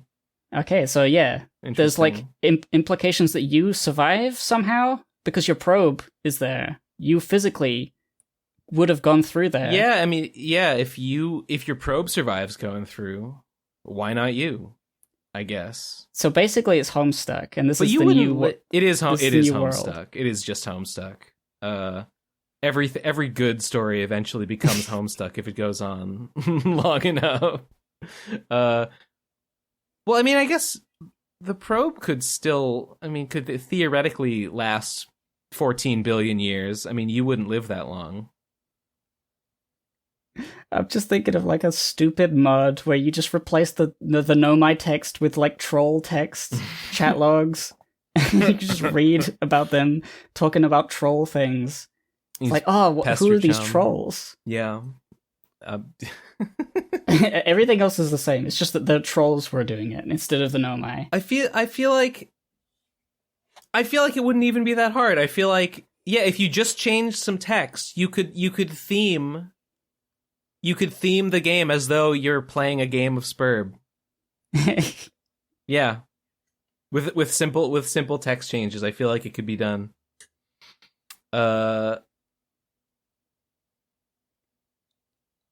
Damn it! It's like, man, I finally experienced what it's like to actually play Spurb. Since Homestuck was too fucking cowardly to actually show any of the machinations of the game itself. Thanks, yeah. Outer Wilds. Appreciate it. You did it. You made Homestuck good. You made Homestuck good. You fixed it. Man. It's like a Twitter reply, like, fix that for you posts game. I want to finish the DLC. It's not going to be like, it's different from the main game. It's not going to scratch the same itch as the main game though. Well, I mean, for me, the itch to scratch was like exploring and learning and figuring out puzzle stuff. Yeah. If it has that, then I don't mind. Like the world destroying, like, super, like, oh my god realizations are great. Yeah. But like the like moment to moment enjoyment is like, okay, having a plan of action and then going there and trying to find something out. I mean, there is mysteries to uncover. I mean, yeah,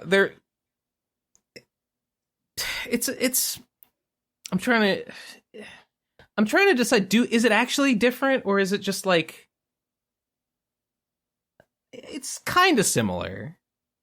It's sort of similar in the act of that you go places and discover things that might lead you to investigate stuff. So, I mean, it definitely still has that going for it. Actually, well, I don't get into it. I did enjoy it somewhat. I don't think I really like the direction it's going, but I feel like, but maybe if I push on a little more, I'll find more to like in it, perhaps. I feel like I probably shouldn't give up on it. Well, yeah, that's the Outer Wilds spoilers.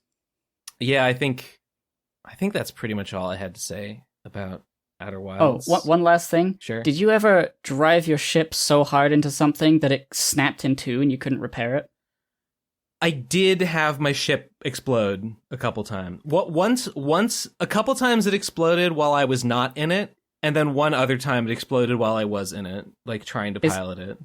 It's interesting. There's like specific parts that if they get hit, like it can cause an explosion, but I got like hit specifically so that it didn't explode, but the two halves like snapped and flew away from each other. So the front half that I was sitting in, I was in the chair still. I got out of the chair and the back half of the ship wasn't with me anymore. Did the ship still like function at all? No, I mean, I would have had to somehow put them together, but they were just apart. I couldn't interact with it at all. Yeah, actually, I think just yesterday I had it happen for the first time that my ship blew apart, and I was still in the cockpit, but like the ship, the cockpit was just kind of spinning, and like I couldn't, none of the functions of it worked. But I had to get up and just kind of like jump out the back of my totally piecemeal ship. And fortunately, I was near enough to my destination that I just like jumped out and jetpacked the rest of the way. But I just was like, well, I guess wasn't planning on going home anyway, so no worries. Yeah, it never happened for a while. I think there was one time, and maybe I crashed on Ash Twin or something, and it dealt a lot of damage to the ship. And I got out, and I was like, fuck it. Like, I wasn't planning on going home anyway. And so I didn't bother repairing it. And after a while, like, the master light had been blinking. And after a minute or two of that, the whole thing just blew apart. I was like, oh, I didn't even know that could happen. But it did.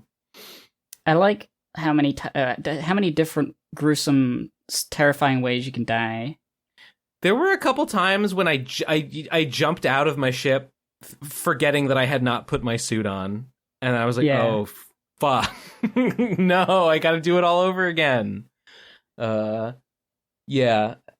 At some point, there was one time my ship crashed, or like something happened to it, and I was like, "Fuck! I don't know why. I think I was trying to get through Dark Bramble, and thinking." My personal thrusters are probably not as loud. And that is true. You can do your thrusters with your jetpack, but only up to a point. They will still hear you if you get too close. But it wasn't enough jetpack fuel, so I sort of ran out of jetpack fuel, floating through Dark Bramble, and then I ran out of oxygen. I was like, fuck. This sucks. Let me think. So I think one of the most frustrating deaths that I had was like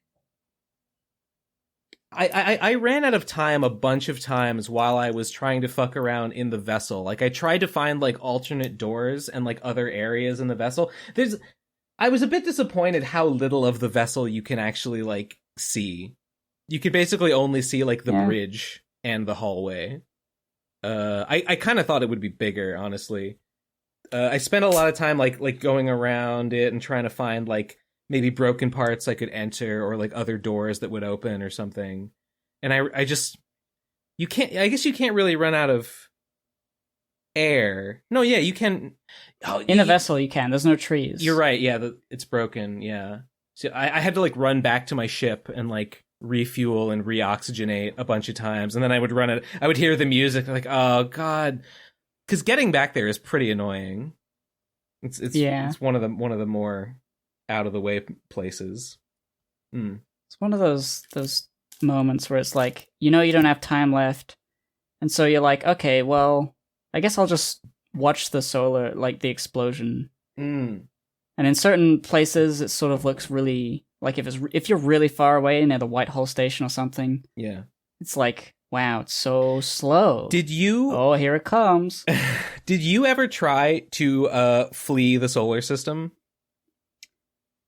I accidentally flung myself like near the boundary, and then the autopilot kicked in and said, you're going back to the sun, actually. Yeah, it does that, but you can turn it off if you want.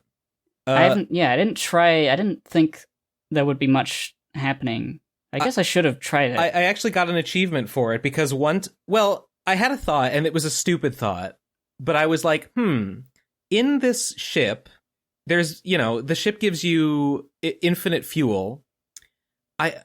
This was really dumb. I feel embarrassed that I even had this. I was like, what if I tried to reach relativistic speeds? I wonder if I just accelerated forever, if I could exceed the speed of light. Well, obviously there's not enough time for that. You would have to get going at like 3 times 10 to the 8 meters per second. So I tried it. I tried just like going, just accelerating away from the sun for as long as it would let me. And I think I managed to get up to like 4 or 5, like 50,000 meters per second, just accelerating as long as I could. And it's funny. You get far enough away that you can't even see the sun anymore. And then it's so cool. If you look at the map, while you're really far away, all of the like the indicators, like the names of things, and the like little like crosshairs that appear over whatever you're locked onto, they're like jittery and shaky. And if you get really far out, they're shaking so much that like you can't read them anymore. And I don't think that's like intentional. I think that's just like the sort of the engine kind of like struggling with the distance. Something I heard, or I watched a little documentary on the making of it, and they said, did you watch the no clip? Yeah, that was it. I watched that too, and the guy mentioned something about how like things would jitter, and I was like, I think I experienced engine jitter from trying to leave the solar system. I think I found that artifact in the game. what sort of blew me away was like they say that the planets are hurtling around the sun and stuff, and they're not necessarily on pre-programmed paths. I mean, they do spin around the same way, but like they are actually acting on each other gravity-wise. Oh. And I'm like, wow, how the fuck? And I guess it's sort of like your actions are not enough to change the course of a planet, so you don't notice. But like in theory, if you could like become huge, you could like huge, crash yourself into a planet and like send it careening off of its orbit. Careening off its orbit and then falling into the sun, which obviously they didn't program, so it would just sit there, I suppose. Yeah. Or like fling itself way out of the solar system. That's very interesting. There's a lot of technical problems. I mean, I couldn't imagine how complicated it would be to make all of these planets with their individual gravities. And also having like interiors. Honestly, that, like, yeah, like it's so like bizarre how it works so well. While you're like on a planet, is the game still like considering like how the planet itself is like moving through the solar system and like how it's being affected by the sun's gravity? That's fucked. That's fucked up that works. And the anti-gravity like chamber in Timberhearth, you know, the little mining thing? Yes. The reason it's anti-gravity is because that is the center of Timberhearth, so there is no... You're shitting me. Downward, you're not gravity pulled in any particular direction. They didn't like custom code that area. It's just like in the center of the heart of. Yeah, that's really? the reason you're. Yeah, I mean that's what they said. I feel like it would work differently on something like Dark Bramble because that's so insane. But I don't know. They have like an astrophysicist, like rocket guy, who was working on the programming. I'm like, they wanted to be as scientifically accurate as they could. Well, hang on. Well, I mean, in the real world, I mean, yeah, you would be, well... That they explained it like, in the center of Timberhearth, there is no core, it's just space, and you're in there, and the mass of the planet is surrounding you, so you're not being pulled to a center point. Yeah, I mean, that is true. The whole thing is like, pulling you equally from every direction, so that it feels weightless. Okay, but I feel like that's their reasoning, and it's sound reasoning. But I still think that like they must have in the code like defined that like inside of this area, you know, you're no longer pulled towards the center of Timberhearth. Yeah, I mean, yeah, maybe. Okay. I don't exactly know how they do it. Yeah. I think they said one of them said something like, the way they calculate your position and stuff, it wouldn't work if because all these planets are moving. They don't base it off of the world's location. They base everything else off of your location. Yes. Yeah. So like when you jump, the entire solar system goes down instead of you actually jumping. Which is how they explained that. And I'm like, I can't wrap my head around that. But like, maybe it's easier for the game to render it like that.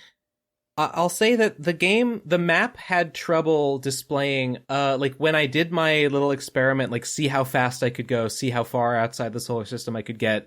When I looked at the map, like, yeah, all the names and indicators were fucked up. Everything else looked normal, except that the twins were like not positioned correctly. They sort of were like on top of each other. And I just kind of thought that was like a glitch in the display. Maybe the game actually thought that like, it was like fucking up in the way it was trying to position them around their, you know, shared, what do you call it? Center of gravity. But, interesting thing that happened when I did that, when I flew outside the solar system, you know, obviously I was too far away for the supernova to get me. So instead of dying, it was the same thing that happened when I left the core in the project, but the supernova happened. I didn't die. Instead, there like a Nomai etching sort of appeared over my vision, and like I just got time traveled back in time instead of dying and going back. time travel? So like when yeah, when the supernova kills you, it's like flashes. It's like the screen goes white, and then you die, and then you go. yeah. Well, I guess it's not actually tied to your death. It's just tied to the Ash Twin Project activating. Yeah, that's right. It's like if you die, that's just the time travel happens whether you die or not. So if you die, it's just like, well, okay, you don't remember anything that happens after that, but then you get time because travel you're dead. back. Yeah, but if you survive if you survive until the time travel happens and you don't die, then you see this weird like patchwork rectangular like thing sort of etch over your vision, and then you travel back and you still see the the mask and all your recorded memories and stuff. So what is implied to have happened then? You didn't die, but you just your going memory, back, you just sent back in time. So your memory is ripped out of your future self. Yeah, I think so. Into your past self. Yeah. Or is it that, like, hypothetically, of this version of yourself is now alive and you're not playing them as them anymore? You're now playing continually as the person with the memories? Oh, like did you leave that's like your other self in like an alternate timeline? And that person's memories were just copied into a new version of you in a new timeline? I guess. Maybe. I don't like thinking of it as timelines because it's not technically a timeline. It's not a different timeline. It's the same one. It's a stable loop. Or it's a mostly stable loop, a pseudo-stable loop. It's unstable because the memories like cause differences. I don't know. I think... Do you? Because I think it's just the memories. I think it's just the memories that go back in time as information. Yeah, I think it's just that the player like is playing Outer Wilds. If you escape, your memories that you have are sent back in time. Presumably you still exist in the future, having not died. I think so. And I didn't do this, but I read that if you take the warp core out of the Ash Twin Project and then you try to escape the solar system, you get a slightly different ending where it says like you drifted forever until your fuel ran out and you died, basically. Okay. Yeah, that makes sense. Mm-hmm. Because I mean, you can't go far enough to reach another star system in your stupid little ship. Yeah, tiny little shack ship. I guess that's the ultimate fate of the version of you that escapes the supernova, is that you die eventually. Although and eventually your memories that are sent back come to you and you wake up again. If you had like, instead of 22 minutes, if you had like several hours or days, you definitely could reach relativistic speeds, and then who knows what would happen? Some weird. Maybe you could reach another star system with time dilation that way. I don't know. I think ultimately, though, like, your character is not immortal, so they will die of old age even if they find another star system. Yeah. And then the memory of, you'll wake up back at the thing. Well, they'd only have the memory. They don't have the memory from before. It's only that 22-minute period that gets sent back. So maybe when the thing is, like, blacking out, it's like, it's just because the memory that you're having when you wake up does not involve anything past this point. That makes sense. So even if you had memories and you had experiences and you survived for a very long time and then eventually died, none of those memories get sent back. You only remember when the supernova happened. I think that's reasonable. God, so fucking good. It's so good. I love it so much. It's so gratifying that you can think about how this works, and it's not, and it makes sense, and it's internally consistent, and you can be like, oh yeah, I guess they thought of that. And you're like, yeah, no, there is an explanation for that. Like, It's a very well considered time travel story. Yeah, it's very cathartic when you think about it, and it's like you're not like shushed for thinking too much. Like, oh, don't worry about it. It's just time travel. Who cares? It's just for fun. Like, no, you can think about it. This is not for fun. This is serious. This is serious cerebral thoughts I'm having, Exactly. and I'm enjoying it, and I'm rewarded because it's logical, it's consistent, it's great. Yeah, I think there were times when I probably did see, with a Ascending Stone or whatever they're called, I probably did see the inside of the Ash Twin project, and it's just like, I think you said before, because like, what am I even looking at? Like, it's completely dark except for the glowing masks on the wall, and it's very scary. And what looks like stars swirling around, which is actually just the Timber Hearth stone. But you don't know that at the time. I think I probably did see it, and I just was like, it's just some spooky nonsense. Fuck it. Yeah. Oh, you know what I could try? Is going to Ash Twin, putting a probe there, or like turning the gravity off or something so that it looks different, and then going somewhere else and using the scrying slab to like see what it looks like and see if it's like a live feed or if it's like a memory, because I don't actually know. I think it would be a live feed. I would expect that, it would show you the changed state, and you could probably look up and see, if you had taken the warp core out, you could probably look up and see that there's no warp core. Like what if you did like the thing you did where you jump in the black hole and you're in Ash Twin and then you're playing the game, and then you go find an Ash Twin slab and then you look at that and then you can see yourself. I think you could. Already there. I also think that the next time you die after that, I don't think you actually have to meet yourself to have the like break the fabric of reality. I think just the next time you die, the fabric of reality would break, whether you go and like find your alternate self or not. I suspect. I don't know. Because I mean, when you check the map, you can see. Yeah, it was so funny. I thought it was just glitching. I thought just like, the game didn't account for me going through that hole. It thinks it has failed to update itself to reflect the fact that I'm no longer in the Ash Twin, and now it thinks that I'm in two places at once. I fooled you, game. Oh no, the game fooled me. No, it knew what I was gonna do.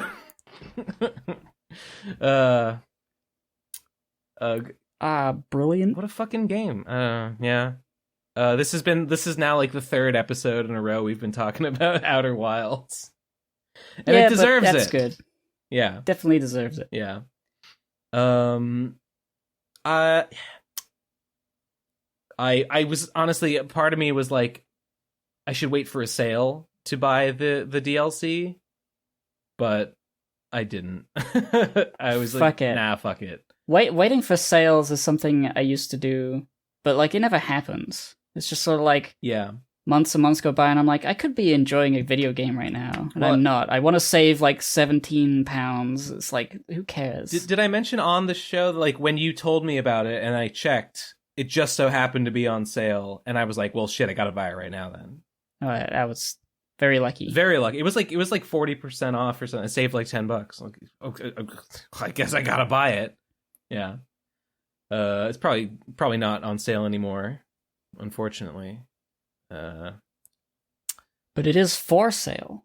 True. The DLC, I think the DLC was like $15, which is like fun. I don't know, whatever. The devs deserve it anyway. They deserve. Yeah. They did, even if the DLC was just like nothing, I'd be like, they can have that $15. They deserve it.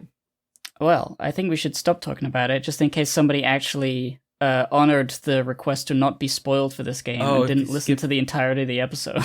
I would feel bad for that person because they would not get particularly much out of it. That's like most of this episode they're going to have to skip, unfortunately. I mean, whatever. Yeah, fuck it. No. Well, they should just go play Outer Wilds, and then they can come back and listen to all that, and then it'll be even better. That's their reward for playing an amazing video game, is they get to listen to the Pro Crastinators podcast afterwards. I'm happy for them. I really am. Yeah. The only thing else I have on my notes is the UK is fucked. The UK is fucked. How? I mean, obviously, but like, how so? This week? Well, Liz Truss was doing a lot of stupid shit. That guy you told me about got fired. Yes, he's no longer the chancellor. Niwaj something? Kwasi Kwarteng. Kwasi Kwarteng. Yeah, I'm sure I'm saying that wrong. Same. So Liz Truss had like a terrible budget plan that she had in like lockstep. The new prime minister? Yes, she's the new prime minister. Okay. She was voted for by like a few Tory MPs to replace Boris Johnson, who was stepped down. He stepped down because people were saying you're a blackguard, you're a bastard, Boris Johnson. Yeah. You drank and had a COVID party during lockdown. Is that really why? It's mostly why, I think. It's just sort of like bad PR, and I mean, whatever. There's so many worse things. So many worse things. Yeah, it's a little hard to understand, but yeah, I mean, lots of people hated Boris Johnson at the time, but I think they would love him to come back because Liz Truss is so much dumber than he is. Jesus. But she had a shitty budget, which lowered taxes for the rich, and essentially just sort of like made the economy, like the whole all of the economy people were like, that's stupid. I love the economy. Like it was just a very badly planned thing. She didn't know what she was doing. How long has she been in charge? Like 6 weeks. Oh, wow. 5 weeks. It's not very long. Okay. I know I'm remembering that one guy who like got really mad at me for like badly explaining British politics, so I'm sorry. Was that a voicemailer? I think it was a voicemailer. Yeah. The point is, the budget was bad, and she stood by it until she finally got the message and said, okay, I understand that it's bad. I'm going to change it. Okay. But I'm still going to work with my chancellor because he's smart and I still trust him. Is that Kwasi? Oh, wait, no, Kwasi. Oh, actually, I'm going to throw him under the bus and I want to still stay prime minister even though I'm so bad at my job and nobody trusts me and I have no, like, what's the word? No, swag. No swag. No, she doesn't have any drip. Government swag. And so she's got a new chancellor, and it's Jeremy Cunt. That can't possibly be his name. It's Jeremy Hunt, but everyone calls him Jeremy Cunt because he is a real piece of work. Made it too easy. Yeah. Yeah. He was the health secretary for a while, and he's like, as far as I understand, most famous for being really heavy on cuts for things that people need, like the NHS. Nice. And social programs and stuff that helps the poor. Good. He loves cutting funding for all that. Well, he loves cool. All right, he's the man for the job. He loves selling off things like the NHS to the highest bidder. And who doesn't? You know, he's a relatable. It's just, I can have a beer with a guy that loves selling the NHS to private interests. So now he's in charge of the economy, or the Chancellor of the Exchequer, or whatever that actually means.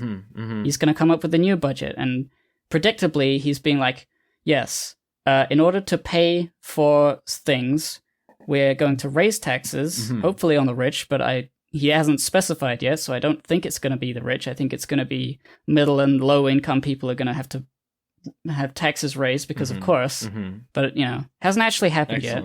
Excellent. And he's saying he's probably going to be lots of cuts, and I'm expecting them to be cuts to things that people need to live, such as the NHS, because he just loves hating the poor, because he's Jeremy Cunt. Understandable. So, like, before, Liz Truss was saying we're going to lower taxes, and we're not going to cut anything, and we're somehow going to pay people's energy bills because of the rising gas prices, which is like stupid because the question then becomes, if you're not raising taxes and you're not cutting spending, how are you going to increase spending on these things? Where's the money coming from? And she didn't have an answer for that. And eventually she's like, okay, Jeremy Hunt is going to cut everything and raise taxes. Okay. And it's like, okay, well, I guess it makes sense now. That's better than like not having an answer for how you're going to pay for stuff, but it's Jeremy Hunt, and it's just going to be bad. I don't trust him at all. I mean, it sounds like he has vowed to do bad things. I just, based on past experience of things that he's, obviously for. I mean, he's a Tory, so he's like that tells you most pro-rich, to know, pro-rich, anti-poor, like generally speaking. Like they'll always lie and say we're doing this for the good of the country. What they mean is for the good of themselves. Yeah. Because if the country's rich and the rich are rich in the country, then he can be part of the rich in the rich country. Right. Regardless of how many people in the poorer brackets are dead or dying or living in poverty or just having a bad time. And that's just sort of like the Tory way, generally. Right. And what's the problem? So the problem is I don't like it, and I want a fucking election. Well, have you tried not being such a snowflake? I melted. Thanks. Yeah. Climate change. Well, looks like everyone got what they wanted then. Yeah, that was just sort of a rant. I didn't really have anything special to say. I just, I think we got a voicemail about this, but I might as well mention it. How do you feel about the soup on the Van Gogh? Soup on Van Gogh. Oh, yeah. I mean, whatever. Yeah. I don't care about that painting particularly. It's old. Vincent van Gogh was pretty cool. Yeah, made some good stuff. But like, I don't hate them because they're trying to raise climate activism. Yeah, it is just sort of annoying that the majority of the response is like, God, these fucking stupid bitches. I hate the environment now. Like, I don't know. Yeah, I don't like that. I don't like the petulant, like, this makes me want to burn even more fossil fuels. Like, shut up. No, it doesn't. I'm a little on the fence about whether I think like it's good to. Part of me is like, well, they got people talking. Well, they raised awareness. Another part of me is like, yeah, but like to what end? Like, does that accomplish anything? Will anything be accomplished by raising awareness? Are we just perpetually locked in this cycle of like raise awareness for issues that everyone already knows about and it doesn't really do anything? So is there really a point to it? I guess I think that the destruction of art is generally bad. Although I understand that, like, if climate change destroys the world, then like art will have no value to anyone. So, like, yeah, there are definitely more important things. The climate is more important than Van Gogh's sunflowers, sure.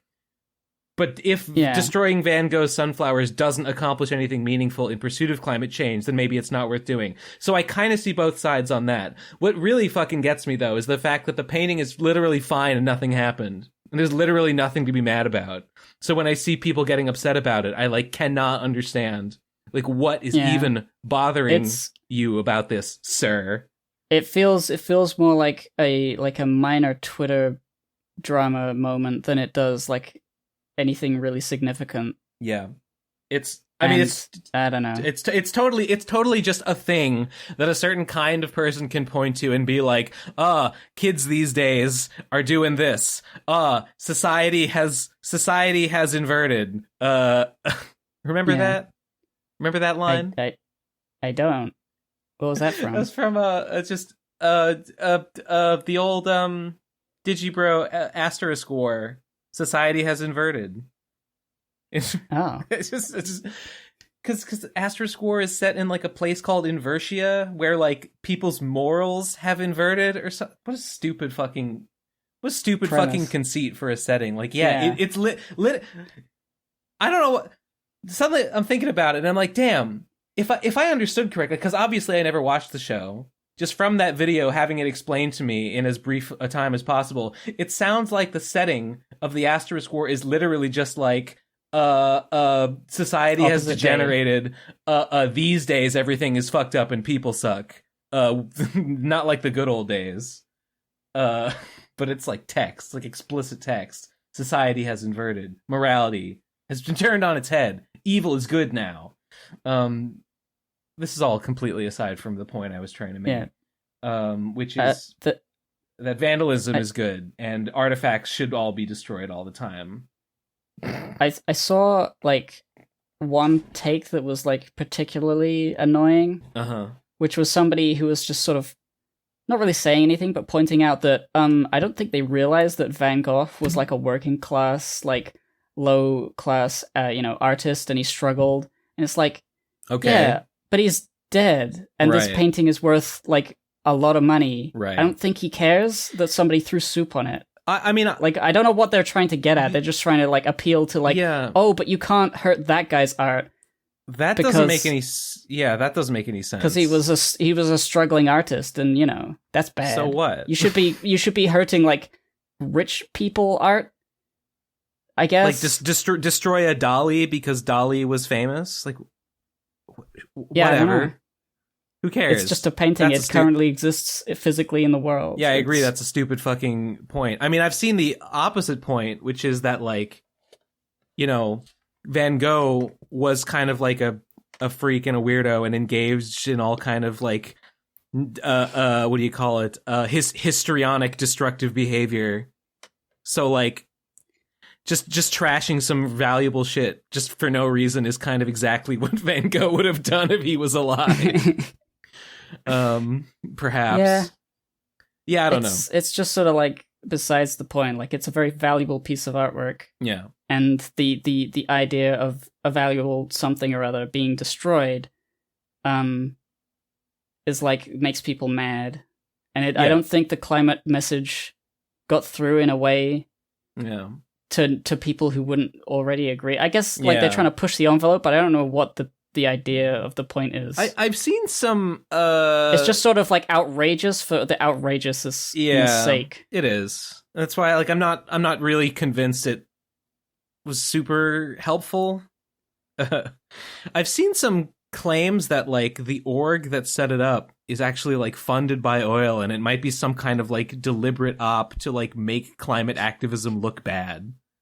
I don't know. That I mean, I wouldn't put it past oil companies to try and do that. Maybe. But how could they get a woman with pink hair and pronouns? It's impossible. It's impossible. You could never. I don't know. No, there was something about like that, or something about like that org that made those shirts that they were wearing is actually like funded by oil or something. So it's like, what's the motivation here? What's the underlying point? And nobody knows. Might climate activists look bad? Maybe. But and then like either way, I don't even know what the question thing mark, is. profit. Yeah, like will people like purchase more unrecyclable plastics because they're mad at these two girls? Is to make pundits on Twitter go, this just makes me want to burn more oil, and then everyone starts burning more oil. Like, what if that was the point? They just buy a barrel of oil and then just dump burn it in the ocean. Backyard. Yeah. Take a picture of it, film it, like, fuck you, climate activists, haha. Like that picture of Ben Shapiro outside of the Home Depot with like the one piece of wood. But it's like, hey, look at me, I bought a barrel of oil. I don't know. I'm gonna slather it all over my body. Take the oil challenge. Speaking of oil, God. Wait a minute. Speaking of oil challenge would be a real thing. Someone in this day and age, waste as much oil as you can. Speaking of oil, I think somebody threw out my bacon grease. I was saving my bacon grease, and I think someone thought it was icky. I don't know. Maybe I can't find it. I had a little glass jar. I cooked over a few days. I had some bacon that was like nearing its expiration date. So I cooked it all and I ate it all over the course of and I saved all the grease. I preserved it in a little jar, and now I can't. And today I looked and I can't find the jar. Maybe someone else ate it. Maybe they spread it on toast like a butter. You know what? If someone else used it, I wouldn't even be that mad. But if someone just like got rid of it, I would be very mad because like obviously I put it in a jar and saved it. Like, what the fuck? Maybe they thought it was cum. Yeah, that would explain it. I don't want that shit in my fucking house. Why does this guy's cum smell like bacon? Oh well. The you know, I can't find the jar. If I found the jar and it were empty, I would know, like, someone sabotaged my grease. But until I find the jar, I'll just consider it a mystery. And, like, maybe I misplaced it. I think I remember where I put it. I think I know where I put it. It's like someone's fucking with my stuff. Someone's fucking with the stuff in my fridge, man. What the hell? I don't like it. You gotta label it. You gotta put a little tracking device on it. I might be a couple days out from the power getting shut off at my house. I'm not sure about that. Why is the power getting shut off? Well, because that girl, she was paying the power bill, and I think she canceled her account, and I don't want to do it. I don't want to take over. So, like, somebody's got to do it, but, like, nobody has. And so, like, I'm not sure if, like, there's a time limit on, like, when are they going to, if nobody does it, are they just going to shut the power off at my house? It would be pretty funny if that happened. Get some candles. Make sure to save your projects immediately, like, every 5 seconds. Yeah. I mean, in theory, it would be a solvable problem. I don't know. I'm not sure. On the one hand, I kind of don't want to be responsible for it. On the other hand, maybe I should be responsible for it, because maybe I could generate a credit card cashback. So maybe I actually should volunteer to take over everything. Currency. Money. Did I mention that I got those bonds? Did I mention that I got the treasury bonds? Oh, you got them? I did, yes. They said it could take up to 12 weeks for them to approve my account. Fortunately, it did not take 12 weeks. It only took a few weeks. And I was able to, yes, I have the bonds. I'm going to get that interest for the June to October period of 2022. And then next year I can buy even more and get even more interest. And I hope the inflation rate stays high so that my I bonds continue to accrue. Hell yeah.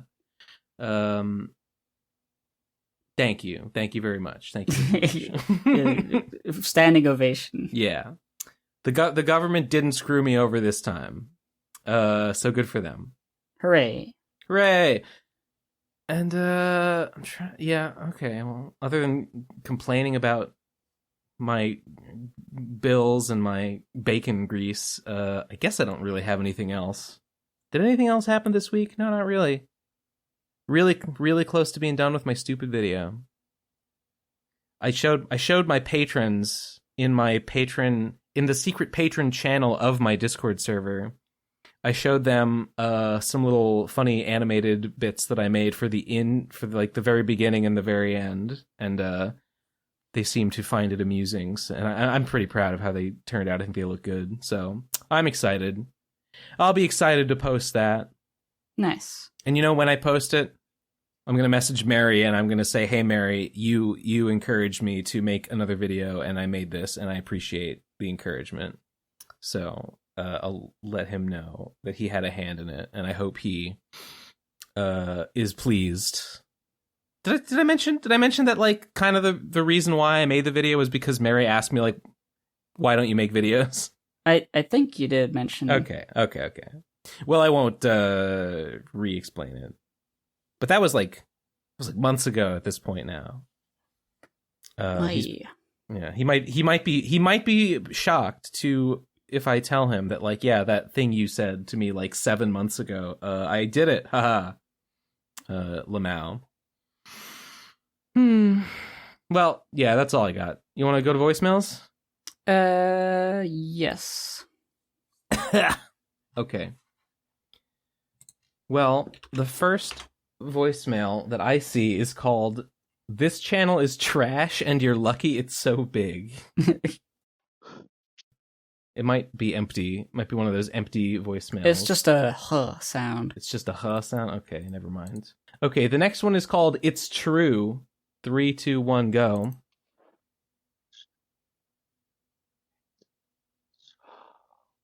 It's the same guy. I think he's doing like a bunch of nothing. Just wait. Is the point to waste our time on purpose? Yeah, the next one and the next one after that, they're probably the same. Yeah, next one's called For Real Though. What?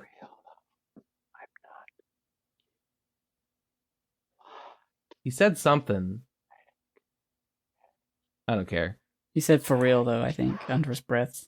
Okay. Next one is called I'm Not Lying. 3, 2, 1, go.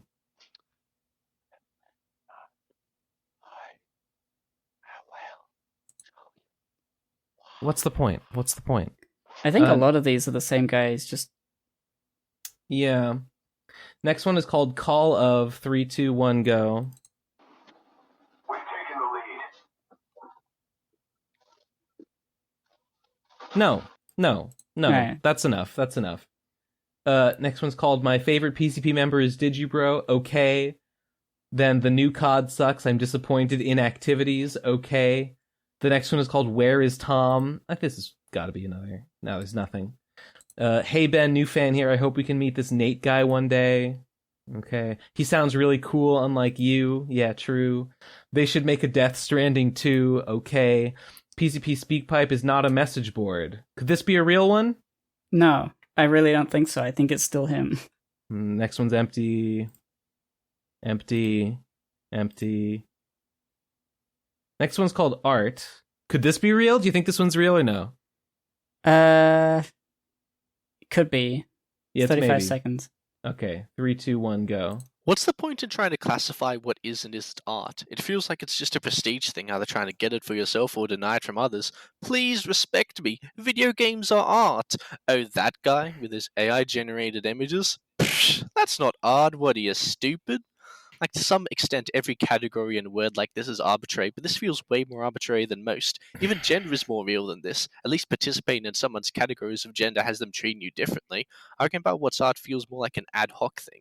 After you've already decided how you want to treat something, you arbitrarily say that it is or isn't art to back that behavior up. I wouldn't even say that's, like, incorrect. Because if I hate something, when somebody says, yeah, but it's art, though, I would just say, I don't care. Like, I hate it. Yeah. I think sometimes it is sort of a prestige thing. Like, if you like something, you want to call it art because that sounds good. But, like, yeah, something can be art but still be bad. So, I do feel like that's a pitfall. I genuinely don't use the word unless it's one of these conversations about what is art. I only think about, like, whether something is good and, like, literally what it is. Like, oh, it's a painting. Like, if it's a painting, it's a painting because it's got paint and they use paint to make it. I mean, at the end of the but, day, like, art it or not is, like, yeah. it's a very vague way of saying whether you like or respect or whatever you, like, personally feel the word art connotates. Yeah. And because people feel slightly different or vastly different things to it, it's just sort of like a conversation, like, deadlock, and it's sort of annoying, and I don't like using it. It is at the end of the day, it is kind of an arbitrary distinction. I generally think that, like, basically everything humans do is art, so I try to be as, like, I think it's better to be broad with it than exclusive. Yeah, with AI-generated art, I mean, it's art if you want it to be, but I don't like it because of what it represents for the people who are profiting from it. As a tool, it's fine. Like, the fact that you can do it is cool. I mean, I don't want to repeat the conversation we had last week, but, like, yeah, it's a tool, and that's true. I think if you said, like, is it art? I would say yes, it is, but I would just say the talk about, like, AI art and whether it's art. For me, it's not about, though this isn't art, like, and I have to say that in order to, disqualify it from being good. It's like okay, well, who deserves the credit for this is the pertinent question. Because credit in, capitalist society involves payment generally. Yeah. Which is a necessary prerequisite for being alive. Yeah. So it's sort of like resource allocation. So like credit is quite kind of important. And that's why it's such a big talking point whether or not something is art, because we all want to live, and it doesn't feel right when people who could be considered, worthy of the credit, not getting the credit, and therefore having a more difficult life. I think that's why that particular thing keeps coming up. If people didn't have to worry about making ends meet, I don't think it would be quite as heated a discussion as it has become. Did you hear about the Bayonetta voice actress?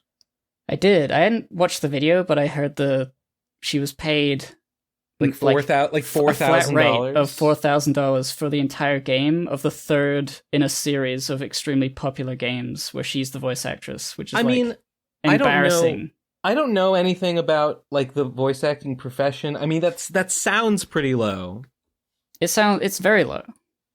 Voice actors are frequently shit upon by the industry of any voice acting, whether it's for dubbing or video game stuff, or usually that's the only two things, animation or video games.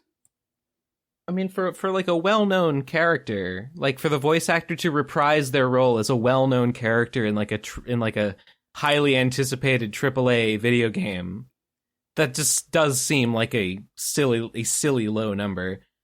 I mean, it's maybe if there wasn't much voice acting in the game, it would be justified. If there just wasn't much of it.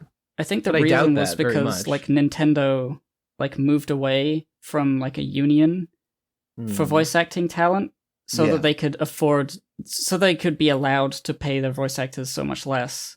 And the Bayonetta lady was fuck that. It just seems like such a drop in the bucket to quibble over, when this is insofar as a video game has a star, this is it. This is the star talent of the game, basically. And you're why would you fuck with them?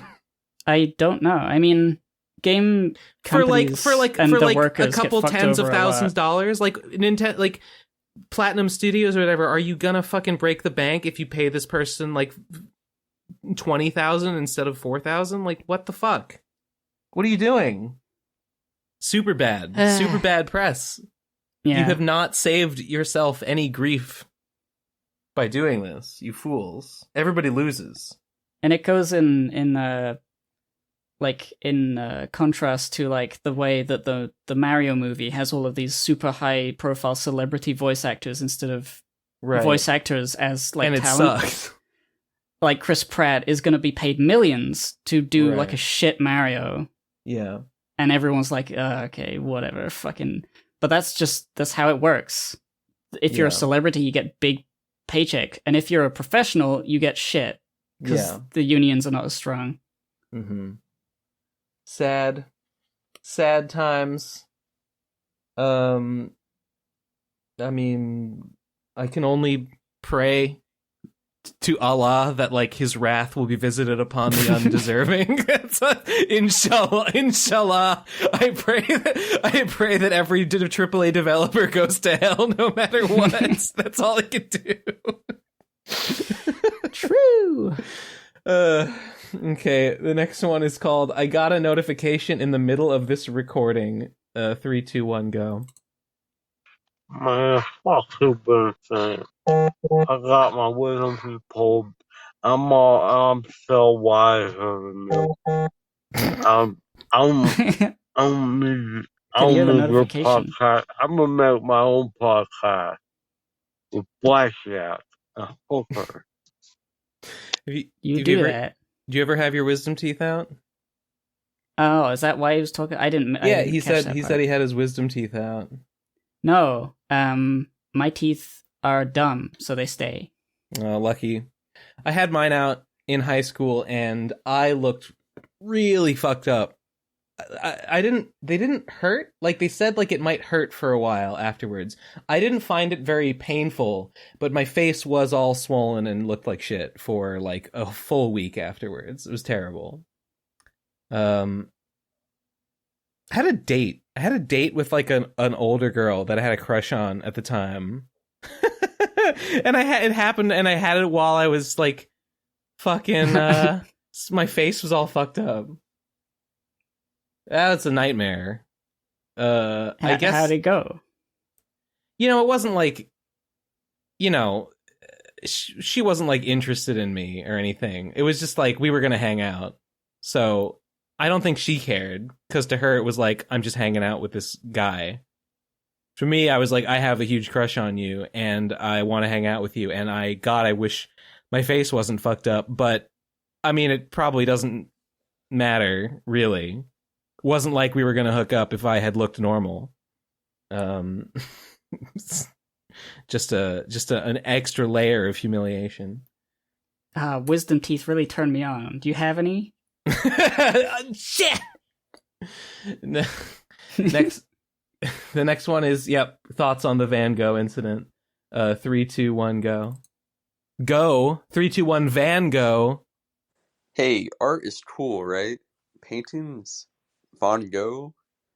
I wouldn't care if every single painting in the Louvre was scorched if it like accomplished something for the climate cause. Do people think that paintings will be around to be appreciated after mass extinction? Like priorities. Sorry, I mean Van Gogh would probably be on board with having his painting be vandalized. Yeah. He knew it would accomplish something. I think this guy. I think we're on the same page with this guy. It's just a question of like, is it effective? Was that the best way to do it? Did it work? I would have been like, okay, saying yes, try it. Maybe. And I don't know whether it would work, but like, you tried. I just don't know. I just don't know. Yeah. Okay, we've already been over that. Next one is, hey Ben, new fan here. Where is this video being uploaded to, and how are you? Hey Ben, what's the channel this video will be uploaded on? Hi Ben, new fan here. What's the video, and why are you making one? Ben, you're a good teacher. You should quit the PCP and be one. Happy birthday, Ben. This one's 12 seconds long. 3, 2, 1, go. Oh, no, nothing. Next one's part 2. 3, 2, 1, go. Oh, no, nothing. Okay. And then there's a YouTube link, which I will not check. So many nothing voicemails this time. For Halloween, I'm going as Ben Saint. What does he look like? So Ben, is your new video going to be a lecture? Ben's weekly reminder, play Deltarune Chapter 2. Ben's weekly reminder, catch up to One Piece. Voice jail request. 3, 2, 1, go. Can you guys voice jail the actually carbon offsets NFT guy? Every voicemail they send is annoying. Humble request. I appreciate the sentiment, and inshallah he will get what's coming to him. but I feel like at the very least his questions are asked in good faith, and I have to appreciate that much. Yeah, I don't find him like malicious. He's just sort of like, I don't think he deserves voice jail. And but besides, we've defunded the PC police, so that's true. Thank goodness. All right, skip another fake one. Okay, we got an Imgur link. Oh boy, I love Imgur. Finally, something. I love Imgur. Yeah, I love content. Let's see here. Okay, it's more Vinny Astronaut stuff. Ben Saint, or rather Ben Space. It's another VD. Drifting through space aimlessly. My only hope is not to collide with anything of greater momentum. I had some plan to stay adrift, but it's been so long I forget what it was for when I took liftoff. I had an idea with doing math and sounding smart, but then I got a funny bit in mind. That's what he says. I do have to keep in mind, even if a small meteorite comes close to me, that even if it doesn't collide, my center of gravity may shift and throw off my trajectory. My mission will not end in failure. You have my word. As an astronaut, Ben Saint. I think that's Trixie on a broomstick. Oh, hey, Ben. Funny coming across you out here. Oh, my fucking God. Trixie, space is my thing. This is illegal. You have to pay royalties to be in space. You don't own space, Ben. Oh, no, she's right. Who the fuck do you even think you are? The mayor of space? Shut the fuck up, Trixie. Shut the fuck up. You shut up, Ben. I was actually applying myself with my college degree. College is fucking bullshit. You're out there doing jack shit. I literally did math to get out here and to where I am going. I literally did math to be hurtling through space. I did math to get here. Who are you? Who are you to criticize? You're literally going fucking nowhere. Why the fuck are you out here? I just got high as fuck. Weed is a hell of a thing, dude. Get the fuck away from me, Trixie. Leave me the fuck alone, you bitch. Whatever, Ben. I fucking do what I want. I'm just going to go get higher without you, bitch.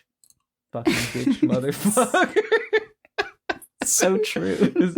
Oh my god. I've reached it. Oh, I see a finger. I see a finger on the side of that one. Race reveal. True. Haha, I've made it. The sun at last.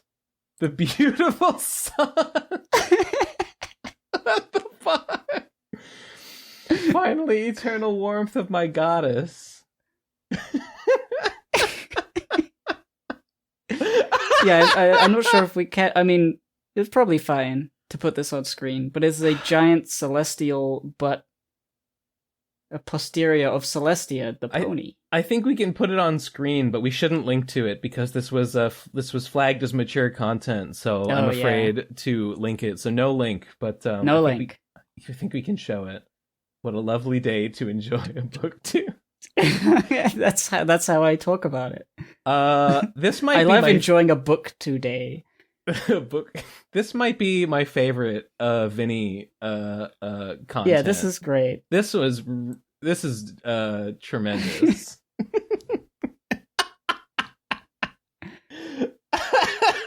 The beautiful sun. Oh, God. You know what? I feel like all the characters were believably in voice. They all spoke in their just as they should have behaved, and I just appreciate it. So thank you for that. I like to imagine this is Outer Wilds, and I'm just on a planet reading a book. I think that's while you're doing that. I think that's the inspiration for this, right? Yeah. Outer Wilds space exploration. Damn. Beautiful sun. Vinny, you're fucked. This is fucked. What the fuck is wrong with you? Twisted. Keep posting. Does your wife know that you drew a big pony ass? What would she say, huh? Shame she would on say, you. draw it bigger. Draw Luna butt next time. Draw Luna orbiting. Next one is called Unrelated. I love you guys. You had no reason to continue this. 3, 2, 1, go. Pokemon Go. Good. What?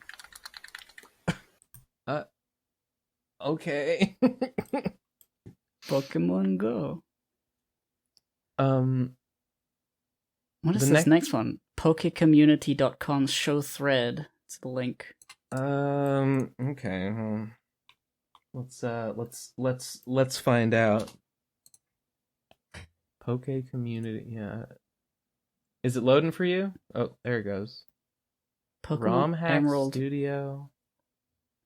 A roguelike Pokemon game. Pokemon Emerald Rogue V121, the questing update. Ever wondered what Pokemon might look like as a roguelike? Yeah, it's a Nuzlocke, right? When you go on an adventure, all routes, encounters, and items will be procedurally chosen based on your progress into a run.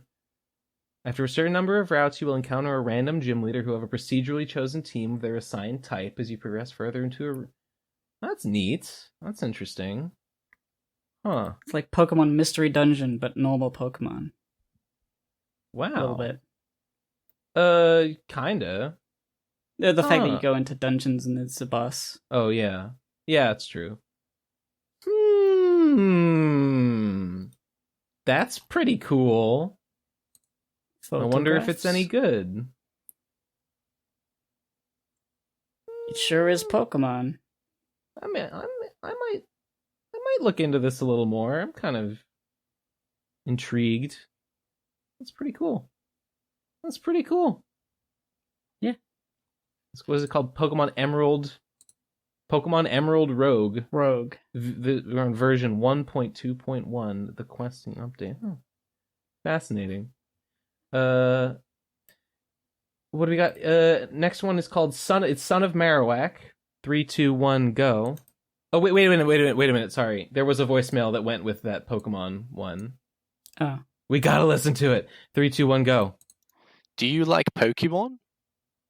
Do you like roguelikes? Then you should play Pokemon Emerald Rogue. It's pretty good. Okay. That didn't add that much. I'm sorry. Sorry, I interrupted you, Son of Marowak. Okay, Son of Marowak. 3, 2, 1, go. So we're renting out a movie theater for my friend's birthday to play video games. Given the chance, and money not being an issue, what would you guys want to play? Whether it be games you want to play for your own reasons, or any game you'd want to play with a crowd. Whether it be you playing for a crowd or you playing with a crowd. What would be your ideal video gaming in a theater experience? How do you play? Like, are you playing like on the movie screen? How would you even do that? I mean, I don't know if this is how Game Grumps Live works, but they've done shows. They probably play a game in a theater and riff live with an audience. Oh. Okay, I'm gonna assume you're just playing it on the movie screen. Yeah.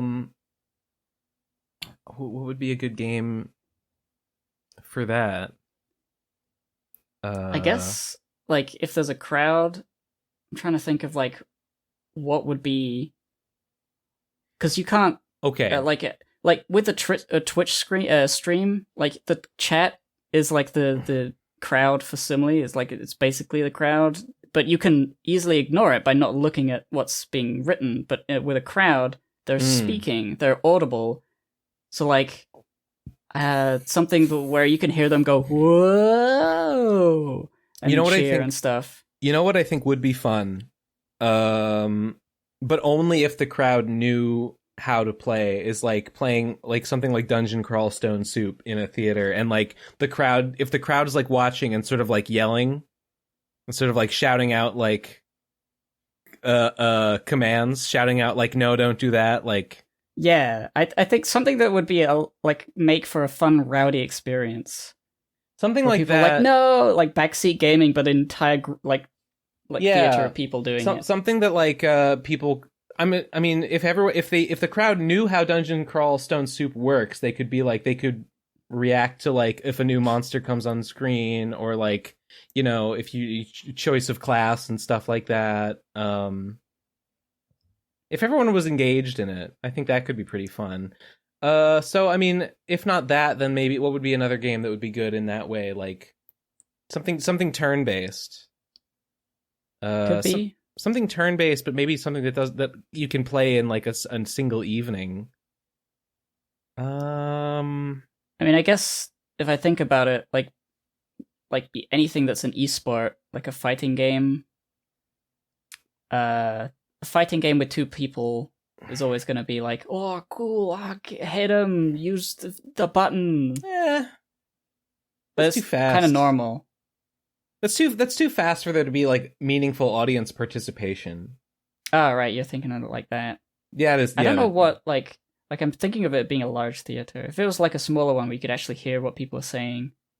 I'm assuming there will be a crowd of maybe like 24 people or something like that. You know, it's hard to know. It is hard to know. Playing something like a walking simulator or something slow is an obviously bad thing, because it's just going to be a lot of dead, like nothing happening. Yeah. Something like Dark Souls, where if you are good, people would be like, "Wow, cool," and if you suck, people are like, "Oh, boo, sucks." I guess. I'm sure something that's not too long, turn-based, and there's like choices to be made. Something that like audience can meaningfully like have input on like your strategy or whatever. I don't know. I don't know if I can think of anything like that off the top of my head. I'm sure something like that must exist.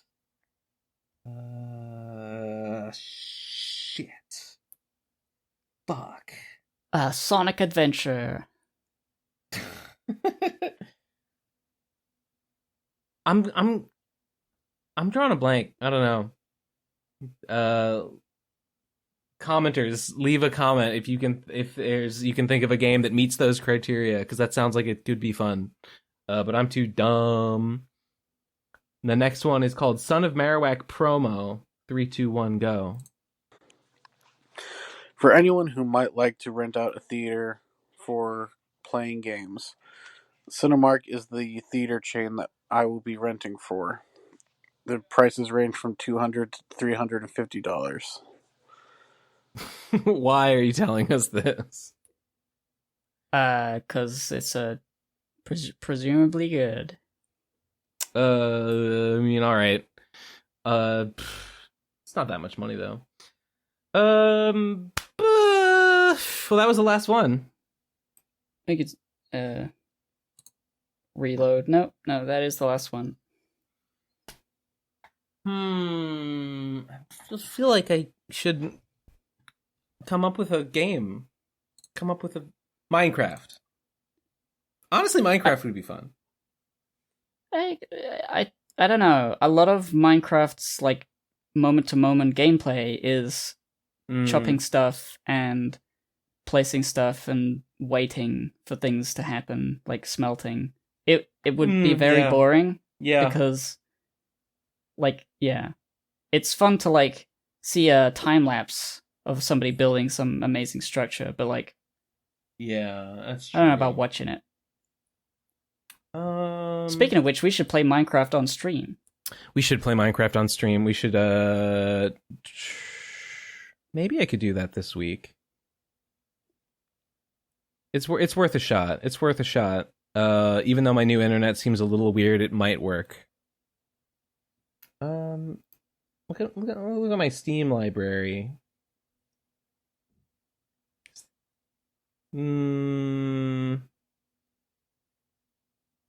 Cyclonials.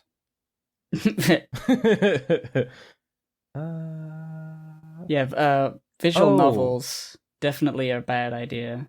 You know what game I think I want to try Inscription. You ever seen that one? I've seen a few GIFs, I've seen a few clips. I've heard a little bit about it, and I've had it recommended to me enough that I feel like I should give it a shot just to see. What I've heard is like confusing because people say, "Oh, I don't want to spoil you about Inscription." Yeah. And I look at it and it's a card game and I'm like, "Okay, so it's a card game with something that's hidden about it because you don't want to tell me." I know that it's a card game, but it's a card game that you're playing like diegetically, like in a place. And so I'm assuming that some stuff in the game happens in response to like how you play the game. Like if it like Jumanji, you play the snake and then there's snakes in the room, maybe. I don't know. It looks like you're in a place and you have an opponent and the opponent is like a character. Yeah, that doesn't seem so wacky though. I don't know why people were like so like, "Oh, I don't want to spoil you. It's so good." I don't get it. What on earth could it possibly be? It's I don't know, game. but I've heard enough people have told it to me, and I've looked at it and been like, "What's going on here?" That I think I'm like, I should check it out because like I'm not drawn in by the promises, like the vague promises of, "Oh, dude, you've got to try it," but I can't tell you a dang thing about it. I'm like, well, I don't. When I hear that enough, eventually I get curious. What I do is I try to think what it could possibly be, and I'm not impressing myself with my imagination, so I'm not interested in actually playing it.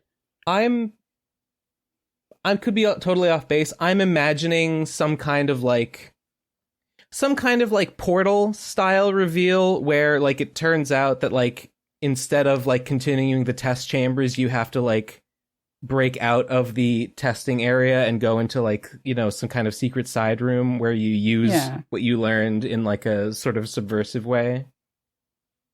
Yeah, I just feel like that's pretty good. Like, that's not going to blow my mind or anything. I think the thing for me is that I don't like card games. Oh, they annoy me. Well, so like saying it's a card game is not enough. I guess I'm neutral about card. I neither like nor dislike card games, so that's kind of a wash for me. I think it's Hearthstone that made me hate card games, just because the idea of having a deck and then pulling a new card out and it being not the card you need. It's just sort of like, well, fuck me then. Well, how am I supposed to win? Well, what turns me off about like card games is that you have to like buy and assemble your deck. But like, I don't like that. That's the part that I hate. But like, Inscription is like, you know, you have your cards, the game gives them to you. So imagine if chess was a game like that, where you had to buy like booster packs of chess pieces until you had a full set. Yeah. It's ass. It would be ass is what it would be. No, I want to give it a shot. I don't know if I'll have time this week. Anything else? Wait, how much is Inscription? Let me find out. I'm gonna find out real quick.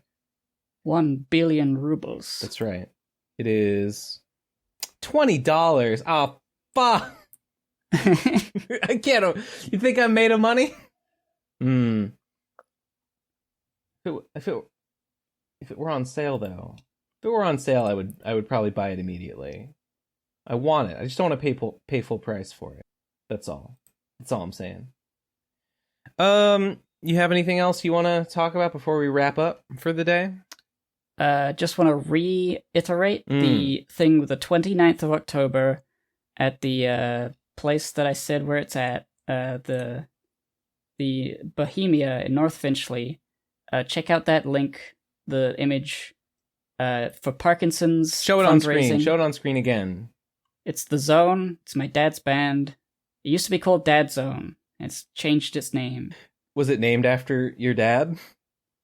No, it was. They met at like my old school, my old primary school. They were a bunch of dads, and they were like, hey, we all play instruments. Let's form a band. Let's call it Dad Zone. Like Kid Zone, but we're dads. Why did they change the name? I'm curious. Did they think it was just more appealing to a general audience if they didn't? I guess so. I don't know. I don't know the reasoning. Less alienating for non-dads? Yeah, I mean, whatever. I kind of liked Dad Zone, but... Our music is by dads, but it's not just for dads. It's for everyone. Yeah, although it is a lot of dad rock. Sure. Yeah, Dad Zone is more. I mean, it's funny. It makes me chuckle. Maybe that's the thing. It was too funny. It has to be very serious. Very serious business. But yeah, Saturday, 29th of October. If you can make it, it's like £12 donation to get in to the charity, and you can just donate if you want to donate to the charity. If you can't make it, and that'll be great. What would you do if like a couple of PCP fans showed up? If they came up to me, like after the show or something, I'd say hi. The fact that they came all the way over and like, paid to get in, that'd be nice. That would be remarkable. Sounds like a good time. I'm excited to hear how it goes. Yeah. Well, I got nothing else, so I guess let's call it there. Another successful podcast. Patreon.com/The Pro Crastinators for bonus episodes. 50 something of them. Send us a voicemail. Send us a real voicemail to speakpipe.com/PCP voicemail to drown out all these fake ones that don't have any content, that are just a waste of time. Come on, guys. These voicemails where you're not saying anything, you're coughing. It sucks. I'm just gonna, I think from now on, I'm just gonna tell Eleazar, like, yeah, cut out those, and like, we won't mention them anymore, because like, what a fucking waste of time. Yeah. Lamau. Alright. But bye. Bye. That's the end of the episode. Everybody. For so long. See you next week.